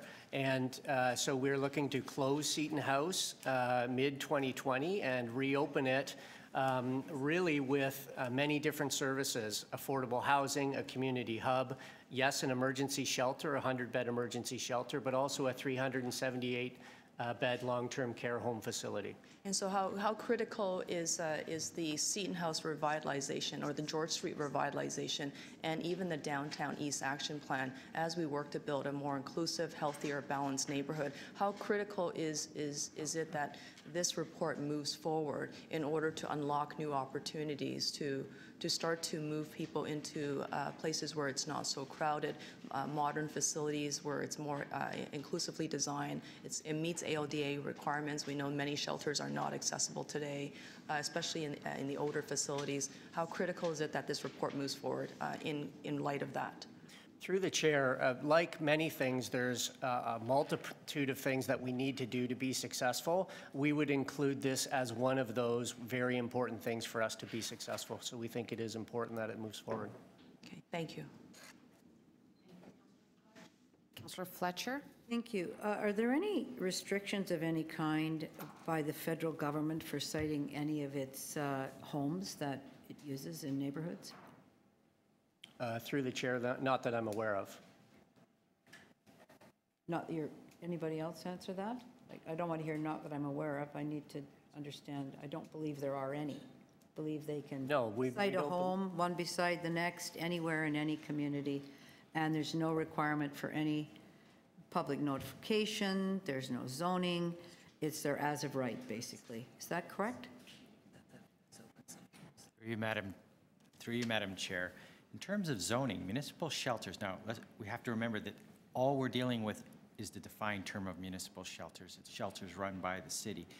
They're permitted across the city. The only zone they're currently not permitted in is employment. I can't, and there is I a can't planning. hear you. I'm sorry. The only area that municipal shelters are not permitted by the city's comprehensive zoning bylaw is in employment areas. There is a planning framework in place. Where they're permitted across the city, they are still subject to the prevailing regulations and performance standards of the base zoning in each of those zones. But currently, we have the 250 meters, and we have other requirements that have been put on the establishment, right? Through you, Madam Chair, there are 2 additional standards, the ones that are before you now. They were layered on as part of a process that ended up at the OMB in 2003 with a decision that came out in 2004 where the OMB confirmed these 2 added performance measures layered on top of the general planning framework that governs the city. But really, I'm asking about, I know the province doesn't run anything directly, but the federal government does have a lot of programs where they put people into houses temporarily, short-term, and there are no zoning requirements around those locations. Through the chair, I'm looking for the building official, or the city solicitor, but I believe that the federal government could employ Crown Right and locate a use notwithstanding the city's zoning. Right. I believe that's what you may be referring to. Yes, I am. Thank you. And just operationally, you've heard today people talk about the why, other shelters, me talking to Mr. Dowling about the Liberty House on Girard, exceptionally well run. What steps do you have or take when we're finding that perhaps places are not as well run or they have difficult clients and they have to get extra attention or extra money? Are you able to work in that way and assist the operators and the community? Through the chair, absolutely. The vast majority of the programs that are run, the 65 shelter programs, are run very, very well. We have had some recent challenges over the last 18 months related to the new respite programs that we've opened and operated, and we've adjusted the operational model there. Just recently, we created new standards for those locations. We are doing weekly follow-ups, site visits with the actual operators, multi-divisional approach, collecting garbage, employing the police, also making sure there's additional security and those types of things. So we're actively trying to improve those standards and improve those operations currently. I kind of got the impression from one of the deputants that 300 needles were found near the temporary shelter and that those came from that shelter, even though it's a downtown location. Is that the case, or was that built up over a longer period of time? Can you tell me a little bit more about that? Through the chair, we have, over the last couple of years, recognized a real need, and when I mean we, the city, to focus on needle pickup. We know that Toronto Public Health hands out 2 million needles a year, and so there's a very focused program now to pick up needles, and there was a one-day pickup there where there was a big chunk of needles picked up, but we are now in more of a maintenance mode. We do know that we hand out few needles at these sites, but we pick up many others outside in the downtown core. Yeah, but my question really is that the deputant indicated that those 300 needles were related directly to that site, and I'd like you to confirm that or let me know that that's related to a wider issue in downtown. Through the chair, we believe it's related to a wider issue, but there's no question about that needle pickup is an issue in the city. I'm going back to that. That's your last question, Councillor Fletcher. I'll speak about that, but the impression is that there's a shelter and 300 needles are related to that shelter. And I'm asking shelter staff, is that the case, or is it, have they been there for a long time and you've just gone in to pick them up because there's been a complaint? I think that's a fair question. I think it's a pretty straightforward answer. Through the chair, we don't believe that it is related to that site. You don't believe, thank you, thank you. I just wanted to hear that. Thank you. Councillor Bradford? Thanks very much. I think this question would be for planning maybe, or SSH. Can you confirm that when the city's shelter bylaw was first passed, we didn't actually include a recommended separation distance? Through you, Madam Chair. City planning at the time, prior to the municipal shelter bylaw being adopted, came to council not recommending 250. However, council did apply a 250-meter separation distance. So that was not originally part of the staff recommendations brought forward. That was a decision made by council at the time to include that. Through you, Madam Chair, that is correct. Okay. And the report states that we're talking about municipal shelters are an important short-term response to our homelessness, but as some of the conversation has been around here this morning, we need affordable housing options. So we have a preference to own the shelter sites. Does SSHA consider the transition of shelter sites into affordable housing options further along the line of these properties? Is that something that we would do, or do you always see it staying as a shelter? Through the chair, we have a number of different models, and one of the things that we would be considering is looking at specific shelter sites and how they could turn into supportive housing sites over time to make sure that the right supports were provided to the clients. Thanks very much. Thank you. Councillor Perks? We've heard a number of different issues come up. I just want to get some clarity. We have in front of us a proposed amendment to the zoning bylaw. That's what's in front of us, right? That's correct. And it is a requirement in law that we have a hearing specifically on the topic of the zoning bylaw separate from other issues. That's part of just the legal process of amending the zoning bylaw, right? That's correct. This is a statutory meeting under the Planning Act. So this is a statutory meeting under the Planning Act. Okay, good. The second thing I wanted to ask a little bit about, one thing that just about everybody I know in the planning field will tell me is we don't zone people. And I just want to get a sense from you about why that's so important. Through you, Madam Chair, people zoning is essentially amounts to the regulating of the user and not the use. And so if you do that, zoning can be challenged as ultra vires. In other words, it's beyond legal ability to do so, or vague or discriminatory. So we always focus all zoning and zoning changes on land use, not the user. And I mean, let's be honest with each other for a minute. There have been instances in Canada and other jurisdictions where municipalities have tried to zone the user and not the use, and these efforts have come out of, motives that are deeply discriminatory, that are at times racist, that classist, that are about othering people. That has happened. That's why it's a very strong principle in planning law not to zone people. Am I right? That's correct. It's been adjudicated at the Supreme Court in many famous cases. I think I'm looking at Brian, but the Bell case is one that comes to mind where, and in fact, the Planning Act has been amended specifically to direct municipalities to not pass bylaws that deal with this approach. Yes, that's correct. As the Chief Planner has indicated, the Planning Act deals specifically with use as opposed to user. And there is a long line of cases that establish that principle. Thanks. There have been issues that have come up about harms that are caused because of some of the shelters and other supports that we provide to people who are either precariously housed or not housed at all.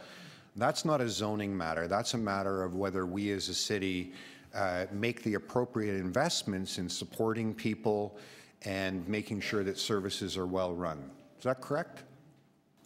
I would call that the program side of the house. So that's the program delivery decisions and directions that council gives. And going back to my original question, when we're amending a zoning bylaw in a statutory hearing, that's a very specific legal thing. It's not a program discussion.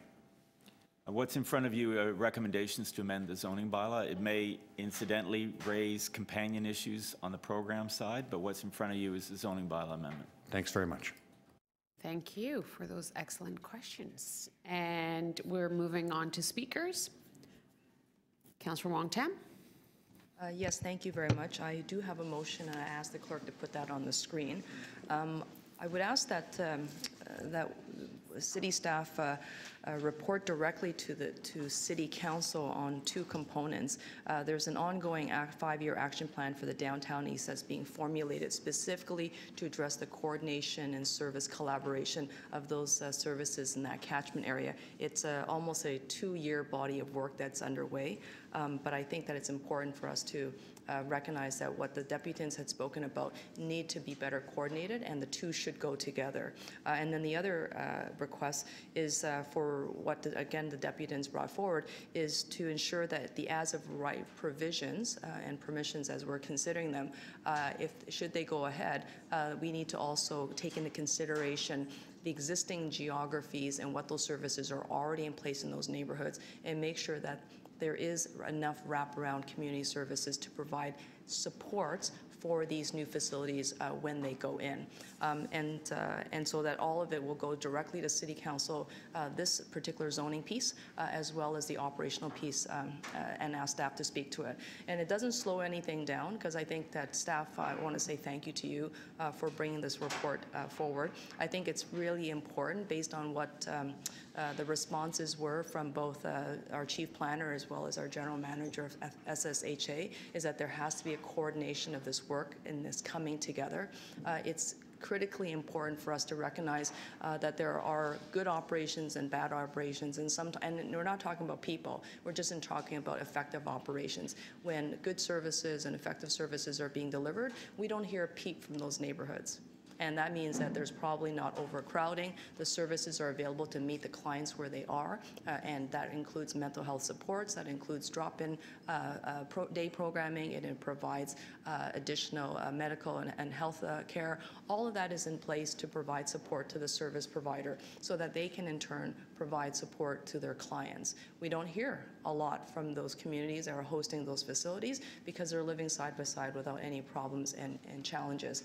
But when we do hear from the community, we also need to take note that things are not healthy, because by the time it spills out into the neighborhood, it probably says that there's something not quite right about the operations internally, or perhaps it has manifested itself in external factors that need to be addressed. And I know that oftentimes the drop-in facilities and the respite centers and the shelters, we are using those words interchangeably now. Nobody seems to know the difference between a shelter and a respite. And as we move from respite service 24 hours to respite 24-hour drop-in facilities, it's all getting very confusing and foggy. And so if we do have shelter standards, do they also extend to respite services? Do they also extend to 24-hour drop-in facilities where you have beds and cots on the floor? So I do think that we have a responsibility here to streamline and make sure that we know exactly the service that we're contracting out for service providers to deliver, but at the same time, while we're improving those services, and I do recognize that the new shelter standards are all about modernizing the service delivery. It is specifically talking about wraparound supports. It is specifically talking about building supports on site.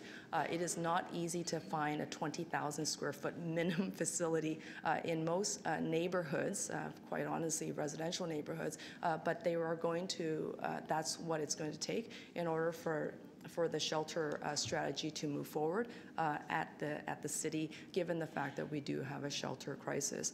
And at the same time, I think it's important to look at what has happened in the downtown east. The 2003 separation distance and those permissions that were granted then came out of good people at City Hall, from Kyle Ray, Howard Moscow, Peter Milchin, Betty DeZero, Pam McConnell, like every single one of these councillors are no longer here. And yet they were here at that time in 2003 speaking to the challenges and the needs of their communities. And it was those particular councillors that moved forward the 250-meter separation distance requirement, as well as the arterial road requirement. And they also said that shelters would not be larger than 50 individuals, that there should be no shelter that housed more than 30 families, because that would be the more ideal model of care and the service delivery that they were trying to achieve. And I think that they were well-intended, but it created a host of other challenges for us at this point in time that now staff have said we need to lift those restrictions. Thank you. And by lifting those restrictions, we're going to get to a more holistic and I think a healthier response for the communities that are hosting facilities, and hopefully a better level of care for the most vulnerable in our city. Thank you. Thank you. Councillor Perks. Thanks. I'm going to be supporting Councillor Wong-Tam's motion and the main item. There is a vicious spiral about how we as a society deal with these issues that's being put right in front of us today. We inadequately support people who, for one reason or another, have found housing to be a challenge. Maybe it's a mental health issue, maybe it's an addiction issue, maybe they got laid off, maybe there's been some breakdown in the family home. For a variety of reasons, people wind up living on the street. And as a society, we do very little about that. We do very little about that. We don't make the investments in the mental health system that we need to make. We don't make the investments in harm reduction programs and destigmatizing drug use that we need to make. We don't help young people who are having problems in the family home and wind up on the street. We simply don't make those investments. That's on the federal and provincial governments.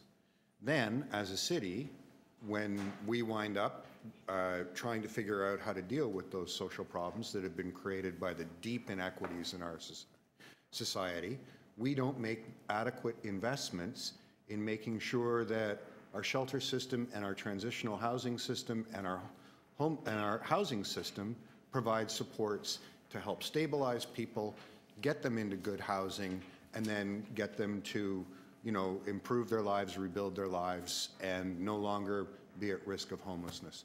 We fail all the way along. And frankly, I don't want to go to another budget debate at Toronto City Council and watch us once again say that the most important thing is to keep taxes low for people who own homes so that we're unable to support people who don't have homes at all. I've done it 9 years in a row now. I never want to do it again. And I hope that the motions Councillor Wong-Tam has made will bring some advice from city staff about the things we need to do so that these social problems which other orders of government are dumping on us will at least be in a position to provide better supports. So thank you for that, Councillor Wong-Tam. I do want to go back to some of the things we heard from some community members. Yes, I understand that because of the failures all the way along at different orders of government, including ours, having a shelter or a respite in your community brings with it various problems. I know that. But they're not problems that are caused by our zoning bylaw. They're problems caused by the fact that we have, for decades, been moving away from being a compassionate and inclusive society to one that just says, go out and get as much wealth as you can and damn everybody else. And you don't solve that with zoning. Because when you try to solve that problem with zoning, you create a circumstance where it becomes legal to say who's allowed to live in your neighborhood. And governments on this continent and governments in other parts of the world have used that tool for some of the most horrific exclusions socially that you can imagine. People have been excluded because of their skin color. People have been excluded because of their religion. People have been excluded because of how much money they have. And I will not sit here and use a zoning tool that opens that door. I won't do it today. I won't do it tomorrow. I won't ever do it. What city staff have put in front of us is a very specific thing which I think is a decade overdue. which is to say we don't zone people. Absolutely, we have to deal with the problems that Councillor Wong-Tam is talking about, and absolutely that involves public investment. And I hope that the same people we heard here today talking about using the zoning tool are there fighting to make sure that we as a society collect enough tax revenue to provide the services to people who've had a bad hand dealt to them in life so that they can be stably housed, so that they can rebuild their lives, and so that we can become a more inclusive and equitable society. Thank you. Thank you. Councillor Perks. Councillor Bradford. Thanks very much. This is a super important discussion that we're having this morning, and I want to thank the staff for all of their hard work on this. You know, I would echo Councillor Perks' comments that this is long overdue, and I'm happy that we're moving it forward this morning. Shelters are, of course, a necessary service in this city, and the need for shelters really speaks to the complexity of homelessness and affordability and the challenges that we're facing here in Toronto.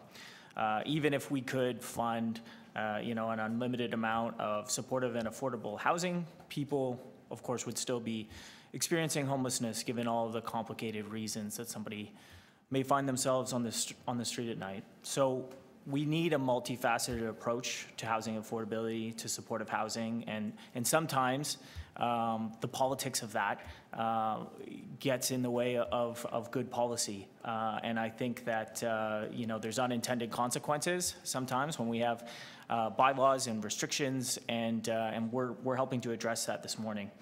So I will be supporting Councillor Wong-Tam's motion. I've read her letter. I understand and appreciate her concerns. And the needs of the downtown east, of course, are among the highest in the city, and we need to do more. But we always need to do more, and especially to address the uneven distribution of shelters across the city. That has historically been a problem. It continues to be a problem today, and it's not something that we're going to resolve overnight. But we need to do what we can on that. I'm also working with SSHA in our ward, in Ward 19, to actually find opportunities to bring shelter services in as part of a library redevelopment project in our ward. And I think that's, you know, councillors can play a role in that as well, to actually proactively be looking for opportunities and sites to bring these important services and to spread them across the city. So one of the things, though, that kind of I think emerged this morning is we really do need to be careful not to conflate the idea of separation distances and somehow address or confusing that this will actually increase the concentration of shelters in one area. Separation distances are not related to the concentration of shelters in an area. So the density of shelters is based on many factors. The most important, of course, is need.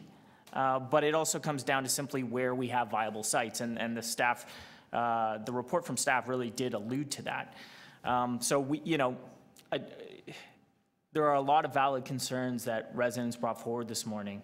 But again, as Councillor Perks was saying, this is a zoning item that we're considering this morning, and the zoning should not be confused with challenges that we've had of actually providing wraparound services and frankly working with other levels of government to address these deep systemic challenges that people are facing. And if we can resolve some of the zoning issues, if we can remove just one more barrier from getting more shelters built and supported across the city, then we absolutely wholeheartedly need to do that as a council. And I know that our committee here, that's not a challenge, but when we bring forward this at the end of the month, we all have to be there, and you know, I completely support Councillor Wong-Tam in bringing forward a number of other issues for us to look at, but I think it's long overdue that we get this done today. Thank you. Thank you, Councillor Patrick. Councillor Fletcher. Thank you, and I will be supporting the staff recommendations and happily supporting those. Also, Councillor Wong-Tam's motion. I really, last night I was at a tenant meeting called in Toronto Danforth, and the number of tenants who are worried about being homeless and the number of people that are being evicted, including our Langley shelter, with everybody worried about being reno-evicted. We are facing a homelessness crisis that are people that might be our friends and neighbors that don't have anywhere to go. It is really a superly difficult reality here in the city of Toronto. And I'm going to ask all the deputants here today that speak to us on other matters what they think about the 250, us removing that as part of a very important step that we take. I certainly take Ms. Laird's advice very seriously. Where is she back there? Because this is a human rights issue. We've been told that many times. And I think if we were to turn this down or send this off or blur it in some way, that certainly it's a candidate for the Human Rights Commission. It's one thing for zoning, and we're clear, we need to remove the zoning barriers. It's another thing around operations. And while I will remove the zoning barriers of 250 meters and arterial roads, matters around operations are something that we need to take seriously. If someone isn't a good operator, then they need to be assisted. And I've watched a shelter in Scarborough fall apart because of poor operations, apparently, on the ground. It closed. The only youth shelter in Scarborough. And I know you were at that committee speaking about that from CDR. And I think we have to have, as a city, a greater capacity to step in, assist those operators who are having trouble for whatever reason. Many of them are small nonprofits. They're not big corporations. They're small nonprofits that are having issues. We can't afford to have people stumble because of their inability to get past things, or executive director, board fights, things like that, and also step in with what some of the standards are. Now, when I asked that question about the 300 needles, I understand that that was in a ravine, that was a big pickup. It had never been picked up before. I think once the pickup has happened, because it is downtown, there's a lot of drug use downtown. If there's a dark pathway or if there's a parkette, that's where people are going to be using their drugs and discarding needles. So if that happens again, then I think we have a bigger problem. If that's a one-time pickup in response to community concerns, then that's different. But I do believe in a very high standard, and I think the community has a right to expect a high standard, even though some people have a very difficult condition. And I agree with you, Councillor Wong-Tam. There's respites, there's 24-hour drop-ins, and then we move up to shelters. Each one of them has a different context and often have different clients. And some people simply won't go to a shelter. They simply won't go for whatever reason. So we have a whole aspect of homelessness that we're grappling with here. And I want to thank everybody that is concerned and grappling with it, and put everybody, ask everybody else that's here, particularly those areas of the city that have very few shelters, to be more welcoming, to take that up in your neighborhood associations, to figure out how you can welcome a well-run operation in your neighborhood, because that's really what we're asking everybody to do in the city. I would just say that I've been through many battles, and there's people here today, Mr. Dowling, Ms. Laird, we've been through so many times citing what was called difficult housing. We had Hong Fook, supportive housing on Gerrard, that the police had to come to a public meeting. We've had the Salvation Army at Pape and Riverdale, where that was a relentless struggle to have people live there that were moved when the Harbor Light was being renovated. The Red Door shelter to be sited in Riverdale, the community rose up against that. And then 10 years later, we have the community embracing the Red Door shelter because we went to them to talk about sheltering. If it seems like it's something from a different place or a different city or a different planet, when people really understand what services are there and meet the operators, meet people that are there, it's very different. We had the same fight around the Hope Shelter in Leslieville. It's now well confirmed, operating well in our neighborhood. So I just think that good operations help everybody site new shelters. And again, I would just ask those residents associations that have very few social service providers in their neighborhood to find a way to welcome them in, because they're going to be coming into all the neighborhoods in the city. Thank you. Thank you, Councillor Fletcher. I just want to briefly acknowledge the work of staff and thank them very much for all this work. I also believe that this is long overdue. I've had the privilege of working with Councillor Fletcher on revamping a little bit the shelter and how we actually are opening the new shelters and engaging communities and actually working on the programming side. It's great to see that side now being implemented and have more of a client-focused approach to the shelter system. But as Councillor Perks said here today, what we're talking about is the physical infrastructure. And one thing that I always get puzzled, even though I always feel like when we're talking about opening shelters, it's a bit of a failure as a city, but it's also a recognition that, you know, these are issues that every community faces. Every community in the City of Toronto deals with homelessness. And we go into our communities, and when we're planning our communities, people want libraries, people want daycares, people want recreational centers. What about the shelter for our homeless people? And that's what we have to start looking at it. It's a community service that needs to be in the four corners of our city to serve the residents of our community, to serve our neighbors. And we shouldn't have these zoning issues to our neighbors. These are our neighbors. These are the people in our communities that need a bit of assistance. And to say that, you know what, you can only be within 80 meters you can only live for the 6 months that you need a shelter, you have to stay within 80 meters of the main street. Or you can't be too close, 250 meters. I don't think that's the way that we need to have and create a shelter system and housing in the city of Toronto. So I think it's time that we correct this. It will make it easier. We know that we need these spaces, and it'll make it easier for staff to look for these facilities, but we also have to start thinking that these are community services that we need in the four corners of our city to serve the residents of Toronto. With that, can I move it as a package with Councillor Wong Tam? Okay. All those in favor? Recorded vote. All those in favor. Are you moving the motions right now? So we'll do one at a time then? Can we move it as a package? Are you wanting a recorded vote for each one? Yeah, okay. The motion in front of you from Councillor Wong Tam. All those in favor, Councillor Bradford, Councillor Perks, Councillor Fletcher, Councillor Bailao, Councillor Wong Tam. That motion carries. Adopt the item as amended. All those in favor, Councillor Bradford, Councillor Perks, Councillor Fletcher, Councillor Bailao, Councillor Wong Tam. Thank you.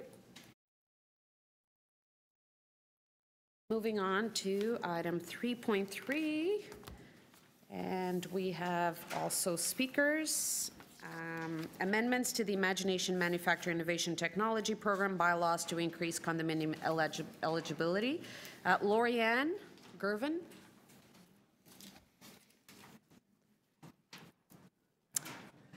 Good morning, Lorianne. Thanks for joining us. On.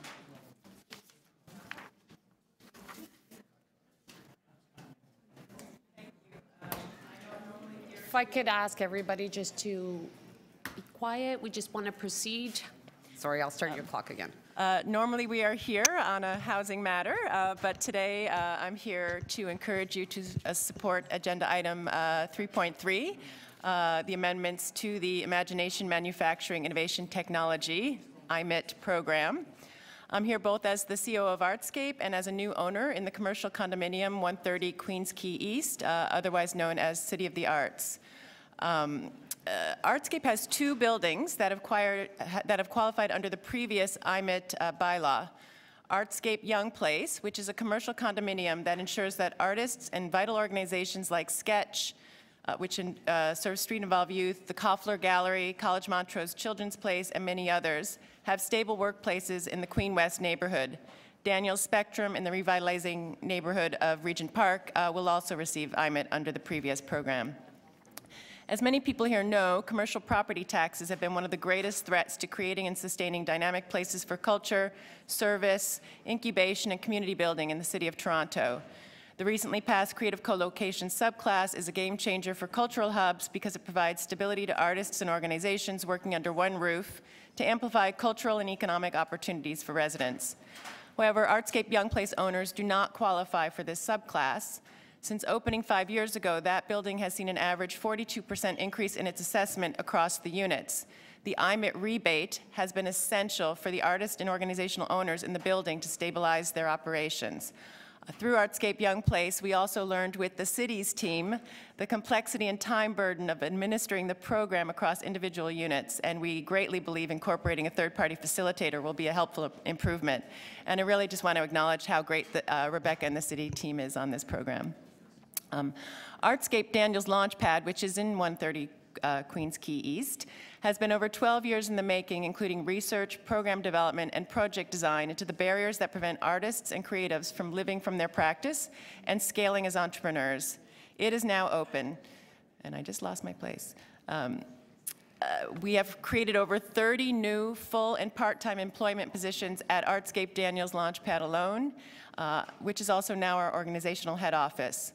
Launchpad currently has 600 members using its co-working, fabrication, and digital studios, and multitude more in its training and educational programs. A focus of Launchpad are people leaving university and all of the resources available to them at the exact moment they need to launch their careers. We also are working with artists and creatives from newcomer, Indigenous, and marginalized communities for whom bursaries will ensure they are empowered to pursue careers in arts and culture. Currently, our monthly property tax bill is $17,000. Just to put this in perspective, that means we need 200 members just to pay the property tax bill. If the Artscape Distillery Studios just down the road is indicative, that bill could increase 18% annually. City of the Arts is going to provide a permanent home for some of the most important nonprofits building capacity and creating futures in the creative sector.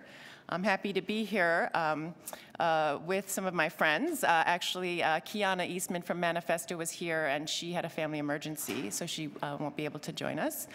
Project Remix is our neighbor, and I'm pleased that Ahmed Ismail from House is in the house. House is a new incubator for young creatives, who's a direct partner in Artscape Daniels Launchpad and also has a new home at 130 Queens Quay East. We are all neighbors, and along with OCAD and George Brown as well, we are active collaborators in creating choices, economic opportunity, and employment pathways for the broadest range of Toronto's residents. We hope you will support the IMIT amendments today. Questions of the deputant? Councillor Fletcher? Yes. Just describe to me exactly, these are commercial condominiums? Yes.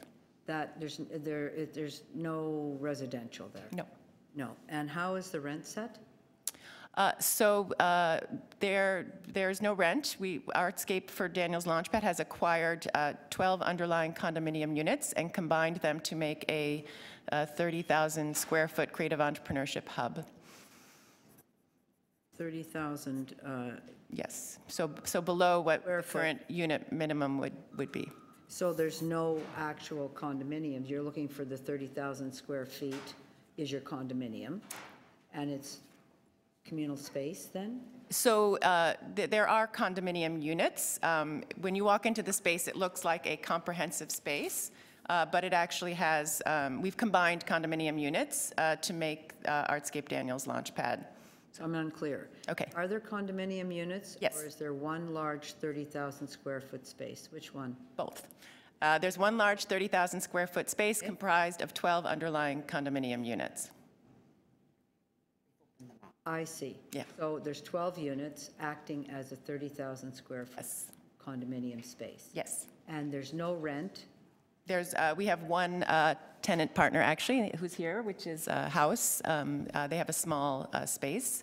But other than that, no, there is no rent. It is a membership model where people pay between $50 and $125 a month for access to the co-working training and a range of digital and fabrication equipment. So it is truly an incubator for creatives. So just tell me what's there again. It's $50 to $125 a month. And what do they have access to?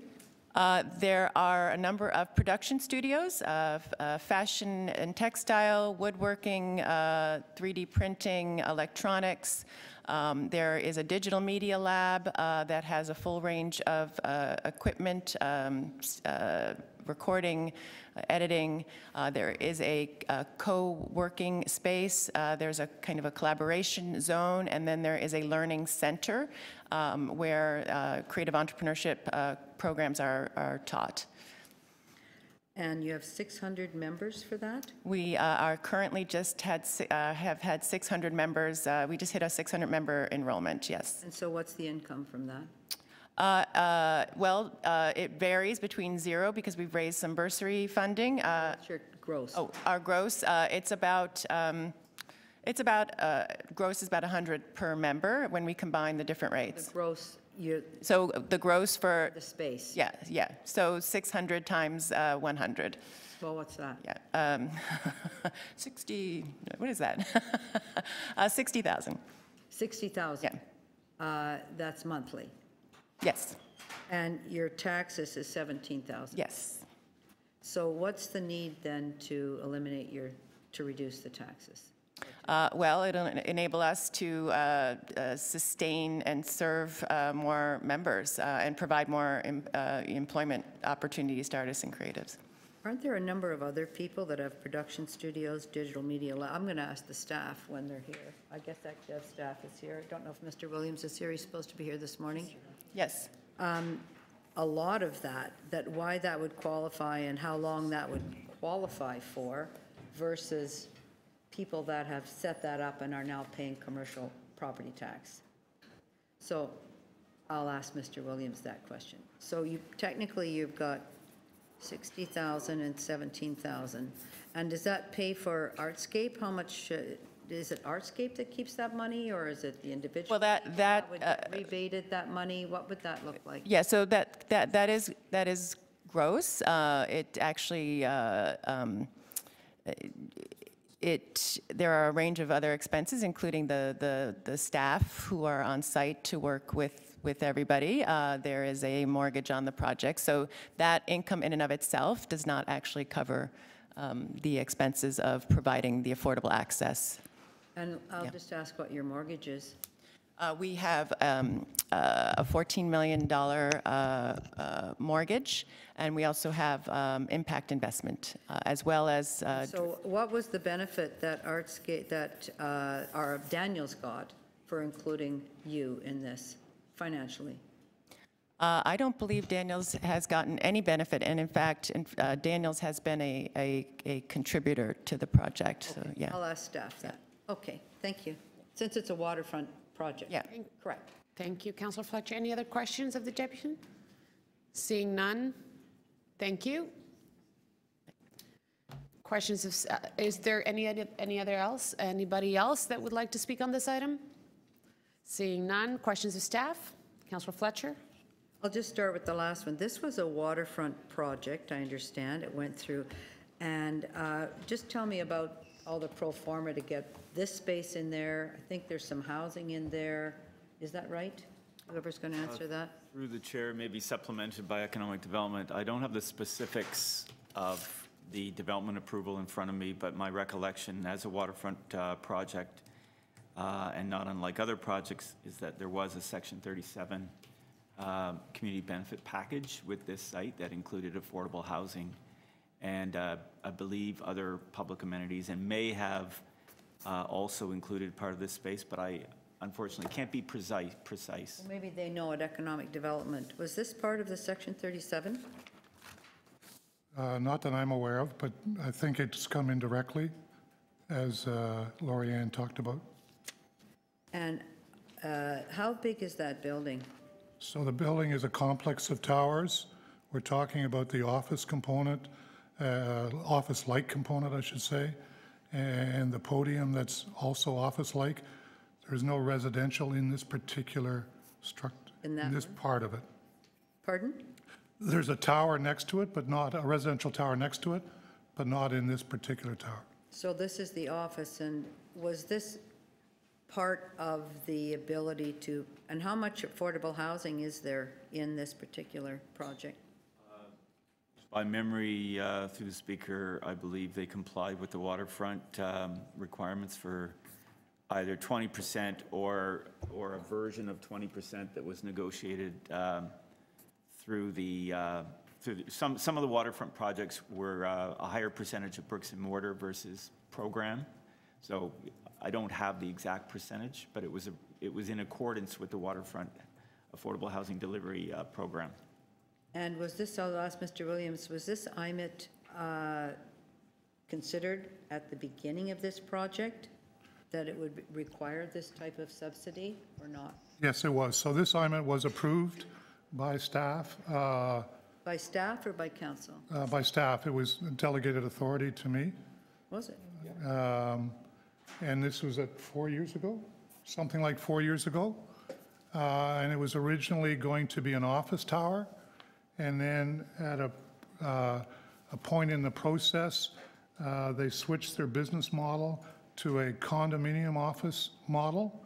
And at that time, we were going through a review of IMET, and we decided that we would put the condominium issue into that review. And at the time, we thought that that review and the report would come out well in advance of the tower being constructed through a series of events. That didn't happen. And so the building got ahead of the IMIT review process. And so that's why it's coming to you now. Thank you. I heard there's production studios, digital media lab. Are there others who have such facilities that are have an IMIT?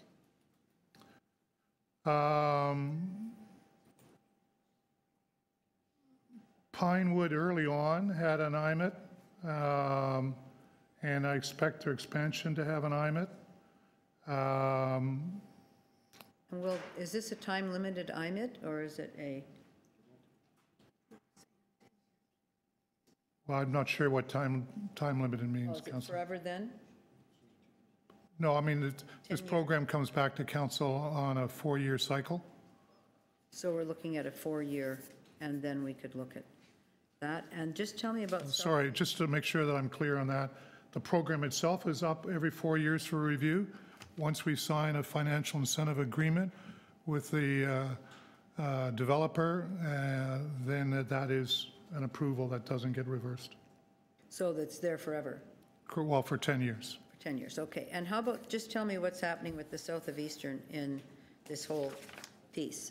It's, how will that council amend the south of Eastern Community Improvement Plan in accordance with the proposed amendment, Natasha? That was your last question, That's Councillor. fine. I'd just like the answer to that. Sure. So all places would be eligible for the amended condominium guidelines applied to the IMIT program. The guidelines used to have a more restrictive, or currently have a more restrictive approach to it, which was for administrative reasons. And in the review, that was decided that that was no longer necessary since we had a mechanism to get around the administrative challenges. And so staff recommended, council approved that change. Those changes are still under appeal and review. Thank you. Thank you. Councillor Wong-Tam. Yes, thank you very much. With respect to the history of the IMET program, the intention, can you state the objectives again for us? Objectives are to encourage the development of employment uses in sectors that we believe the city should encourage development in. That includes offices, manufacturing, research, some types of tourism attractions. Thank you. And the original IMET program excluded condominiums, and that meant that any new types of commercial development that we may be seeing specifically in sort of urban growth centers, which are predominantly condominiums. We're not necessarily always building all new office towers or perhaps remediating brownfields. It was to actually unlock those new real estate opportunities to facilitate the sectors that you specifically listed in your first answer. Is that correct? Correct. And I just want to be clear, some people may get confused when we use the word condo. We're talking about the form of ownership or the form of use. So we're not talking about residential here. We're talking about the fact that the office person purchases the space in the building. Understood, thank you, and I did understand that. Yeah, I'm sure you did. And just to clarify, so if the objective of the IMET program is specifically to foster certain sectors that we believe are overall good for the labor market, forced development, good for the economy, this is where we want to grow our workforce, grow the high-value paying jobs in those sectors, then we need to house them somewhere. They need to be located in spaces. And then at the same time, because there are opportunities that exist in commercial condominium office-style ownership that were originally precluded from the original 2008 IMET program. This report is specifically going back to deal with that. And because this particular opportunity, as it exists on the waterfront, is one that's ideal and it lines up with the objectives that economic development was in pursuit of. Is that correct? That's correct. Okay.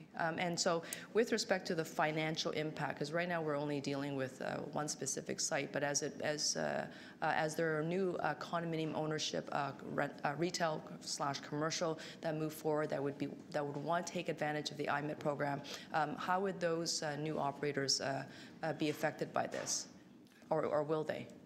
So if they are committed to the condo ownership model, then they would be, more of them would be eligible for this program. And so there would be the concomitant increase in property taxes with a grant back of 60% of that in the first 10 years, and then full amounts come to the city after that, as is for the regular program. And with respect to the sectors, the operators, in this case, we have Artscape that's driving the operations here in partnership with a number of others. Does it always have to have a nonprofit driver? Not at all. In fact, the vast majority of users in this building itself are private sector. Okay. And is there any concern about subsidizing those private sector operators, for-profit operators, with public dollars and grants?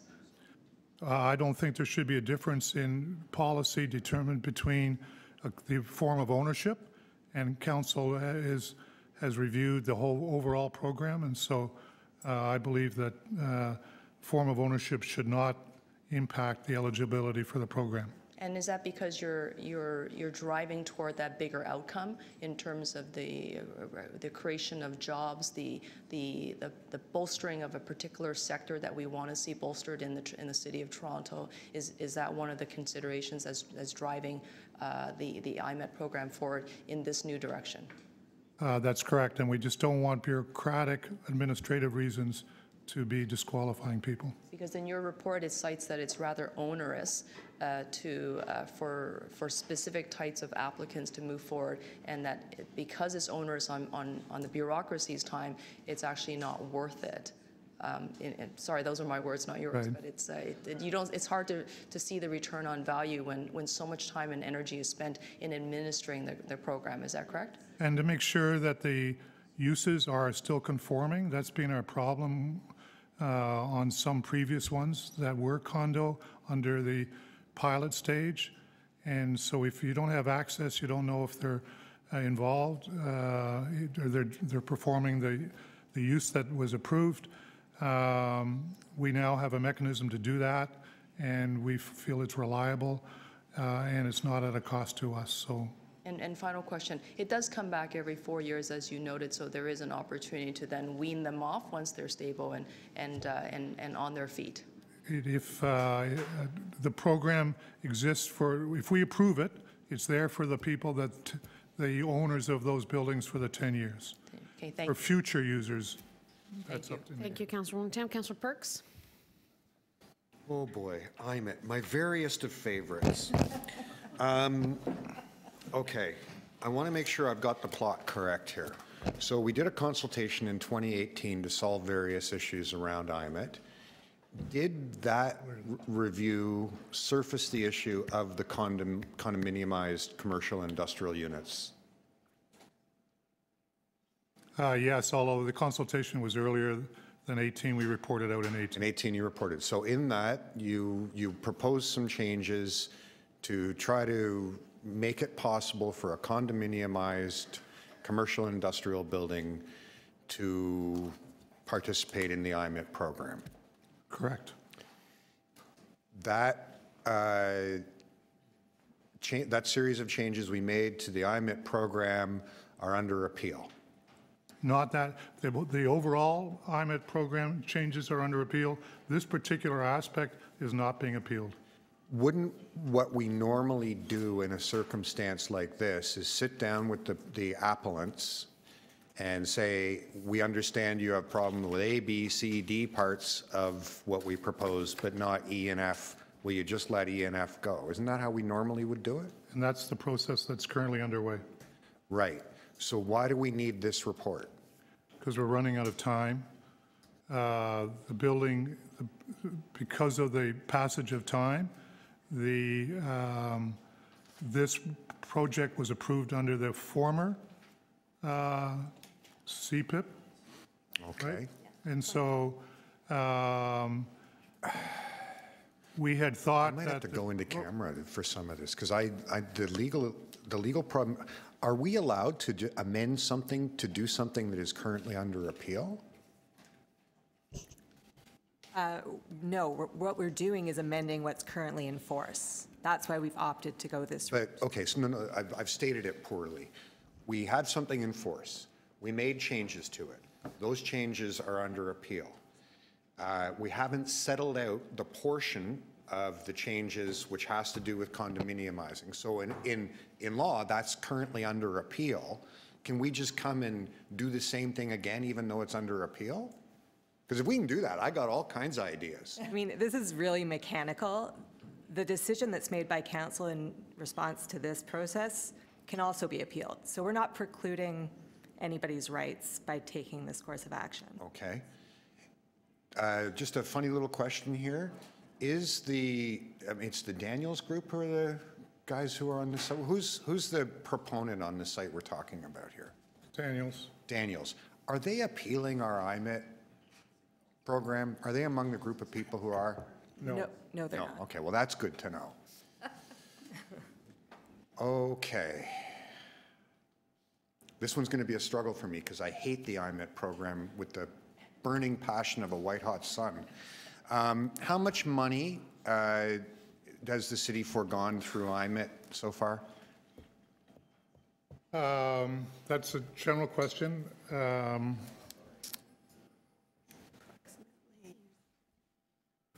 It's in the... So let me, so your $500 language and my language will be different on this one, Councillor, not surprising.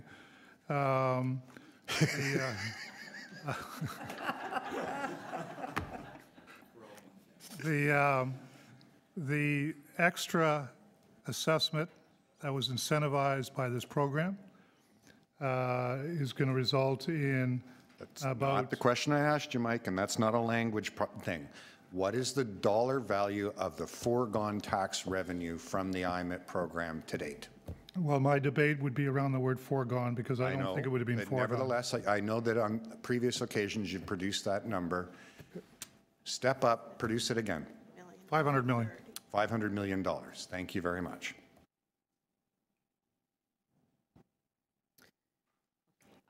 I do have a couple of questions. So what is in front of us today is to amend the existing IMET. Correct. Not the one that we have in appeal. Okay. And what we're trying to do is to bring in industrial condominiums. Industrial, office, commercial condominiums. Okay, so that, for example, buildings like where Launchpad is, the different owners can take advantage of that. And that didn't exist before. Not in this structure, no, it did not. So before we were helping technically only larger businesses, and this is actually going to be able to help to make the city assist smaller business that have smaller spaces in some of these buildings. Is that the It's to assist users of office-like space or industrial-like space that want to purchase their space rather than lease the space. I can just supplement to Mr. Williams that we've seen the recent trend of commercial office condominiums. For example, in addition to 130 Queens Quay, 7 St. Thomas and 135 Yorkville are recent examples that have been constructed. And those are office, boutique office kind of And then there are some industrial examples as well. In Leaside, for example, out at Markham Road and Passmore in Scarborough. So there are some, these are an emerging kind of variation that we believe the program would support. And the reason why you decided that this was important is because we're seeing a trend, having more of those businesses, creating the same amount of jobs at the end of the day that other large business could. Correct. So we don't think that the form of ownership should be a criteria here. Okay. And we felt, and that was part of the new IMIT proposals that we made and was accepted by council. Unfortunately, the process took so long that this building that was approved for IMIT wanted to change its ownership structure. We thought we could include that in the new IMIT review process, and we did not anticipate how long that would take. Okay, thank you. Councillor Fletcher, are you okay? Yeah, okay, so speakers? Anybody to speak on the item?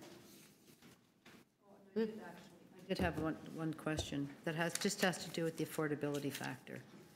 Okay. Particularly, is there any affordability factor that we're required to consider when we're giving these dollars over? We've heard about the $100 or whatever it is a month that Artscape is charging. No, the IMET program does not take individual affordability into account. So we're making this concession in order for them to, so I understand from a nonprofit, is there anything that would stop, let's say, Artscape from increasing that to $600 a month? The market. Market. Is there anything that would stop any of the private operators from charging extra? The market. And the lease, they have a lease, or, so what, in this case, the space has already been purchased. So we're not really talking about lease amounts. Well, we're talking about mortgage payments, so. That's between the mortgagee and the mortgagor. Yes, but this money goes to help pay that off, does it not? It would be used, yes. Yeah. The reduction in commercial taxes would Yes. mean the mortgage Yes. could be paid off faster. And that's but part of there's no it. requirement when we're, so sometimes in IMIT we have requirements. You have to deliver something. Are there any Yes. deliverables associated with this reduction in taxes? Yes, so they have to conform to the green standard in the construction of the building. They have a requirement that is being enhanced in the new version around employment and Sorry, I didn't hiring. hear that last thing. Councillor Perks, what, they have new what? So there is a requirement Yeah. to hire local. Hire local. And that has been strengthened in the new IMIT. It was not as strong in the old IMIT. I got interrupted there. So number one is the green standard. You have to meet that to get the IMIT. Correct. And who has to hire local? The builder or the operator who's applying for the IMIT? So both. So I really am not asking about the builder that's built. Are there any deliverables required under IMIT for affordability, for equity, for anything, once we're giving this fairly, forgiving property taxes? So all the users of the space are compelled to work with TESS to develop hiring programs through their services. How many people that take test services are now currently in this space? Because that's an OW recipient, right? I don't know that, I'm sorry, Councillor. Well, you know that by council? I can ask some of them. Of all the members that are in this space Yes. at a fairly good rent, how many of those are test clients? We will attempt to find that out by council. How many are test clients in any of these spaces that we are basically? Yep. I will attempt to get that for you by Well, council. I think I'd like it I'd like to know that, Chair, so if we can't have that up for council, we should refer this, because that's the idea. He said he'll try. Yeah, I'll commit to trying hard, Councillor, but I can't guarantee it because we have to contact a lot of people. Refer this, I mean, and I'll speak about that. Perhaps we should refer this to the next meeting so you can have that type of information in front of us. Or we can take it to council, and if it's not at council, we can refer. Okay.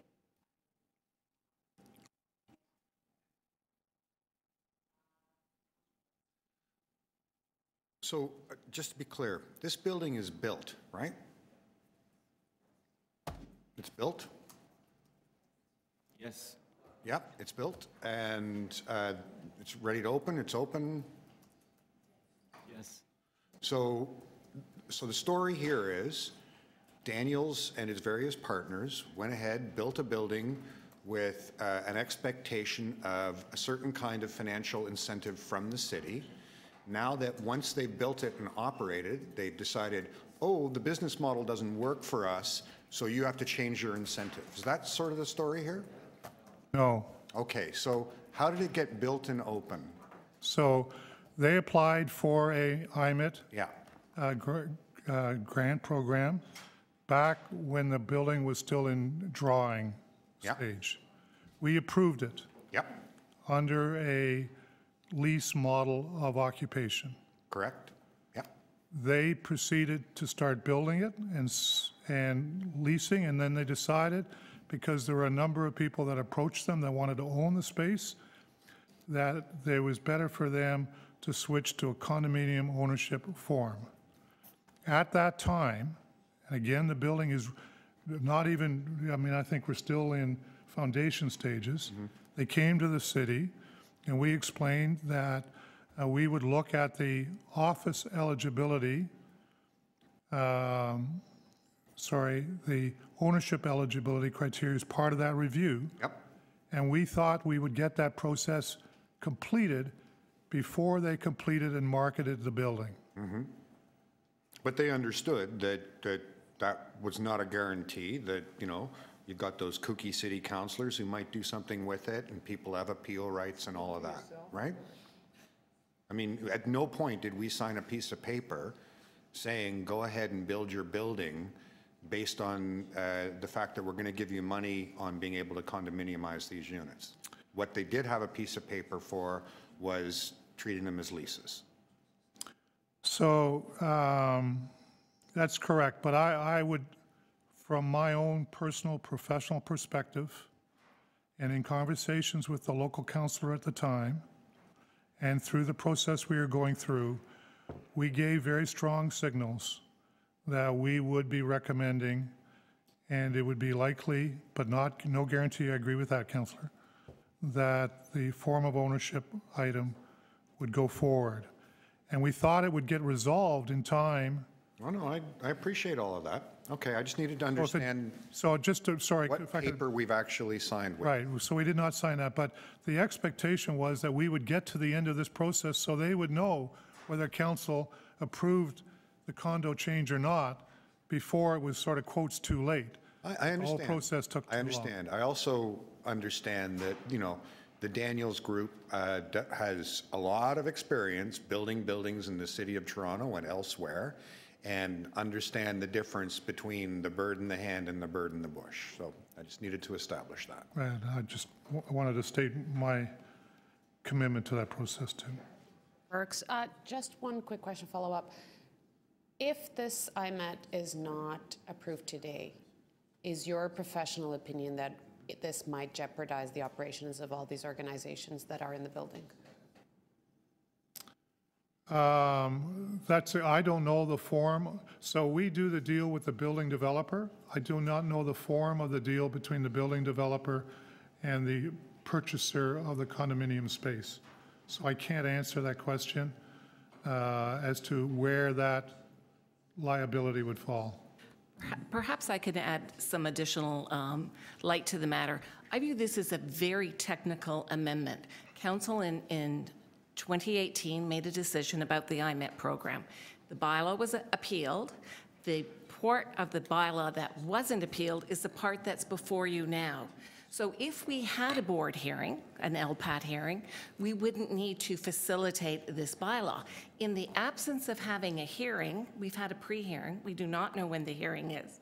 We've advanced an amendment to the existing 3 bylaws to facilitate the part of the bylaw that has not been appealed to the LPAT under the 2018 bylaw. So that's how I would categorize these as technical amendments. Okay. Yeah. Thank you. Speakers? Councillor Perks? So I understand the dilemma here, and I understand why, you know, that in this instance, Artscape has been caught by a very arbitrary process involving appeals for other issues than the one that they're dealing with. I also understand that the Daniels Group would never start building a building without the financing legally signed off, without the zoning legally signed off.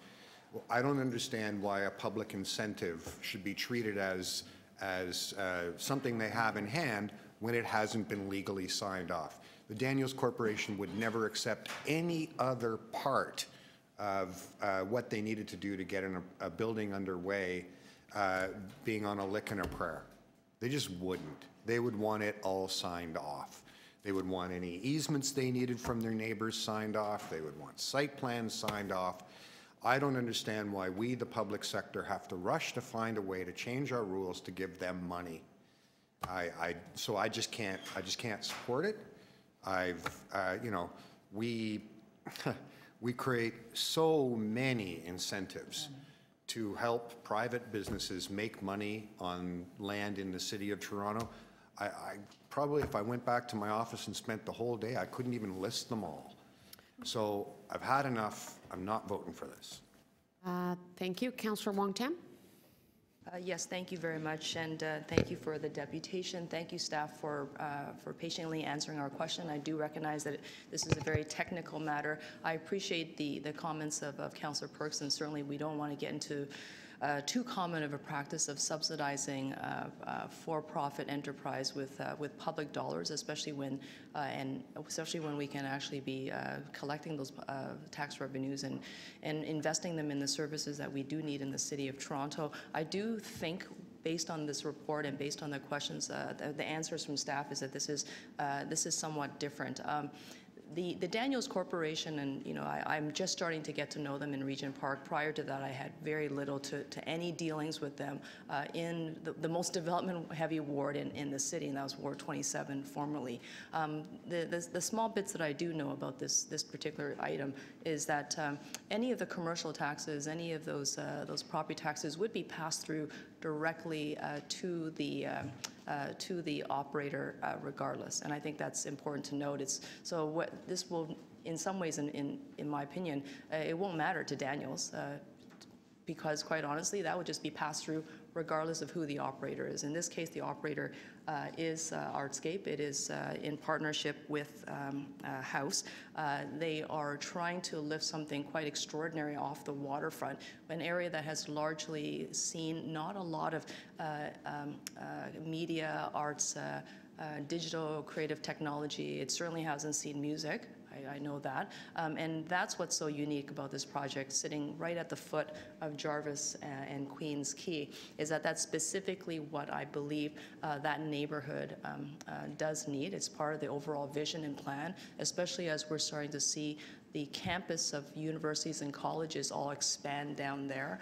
The fact that they've got 600 plus unique operators who are all small enterprise operators trying to scale up and size up their skills, and you know, their ambitions are to go global.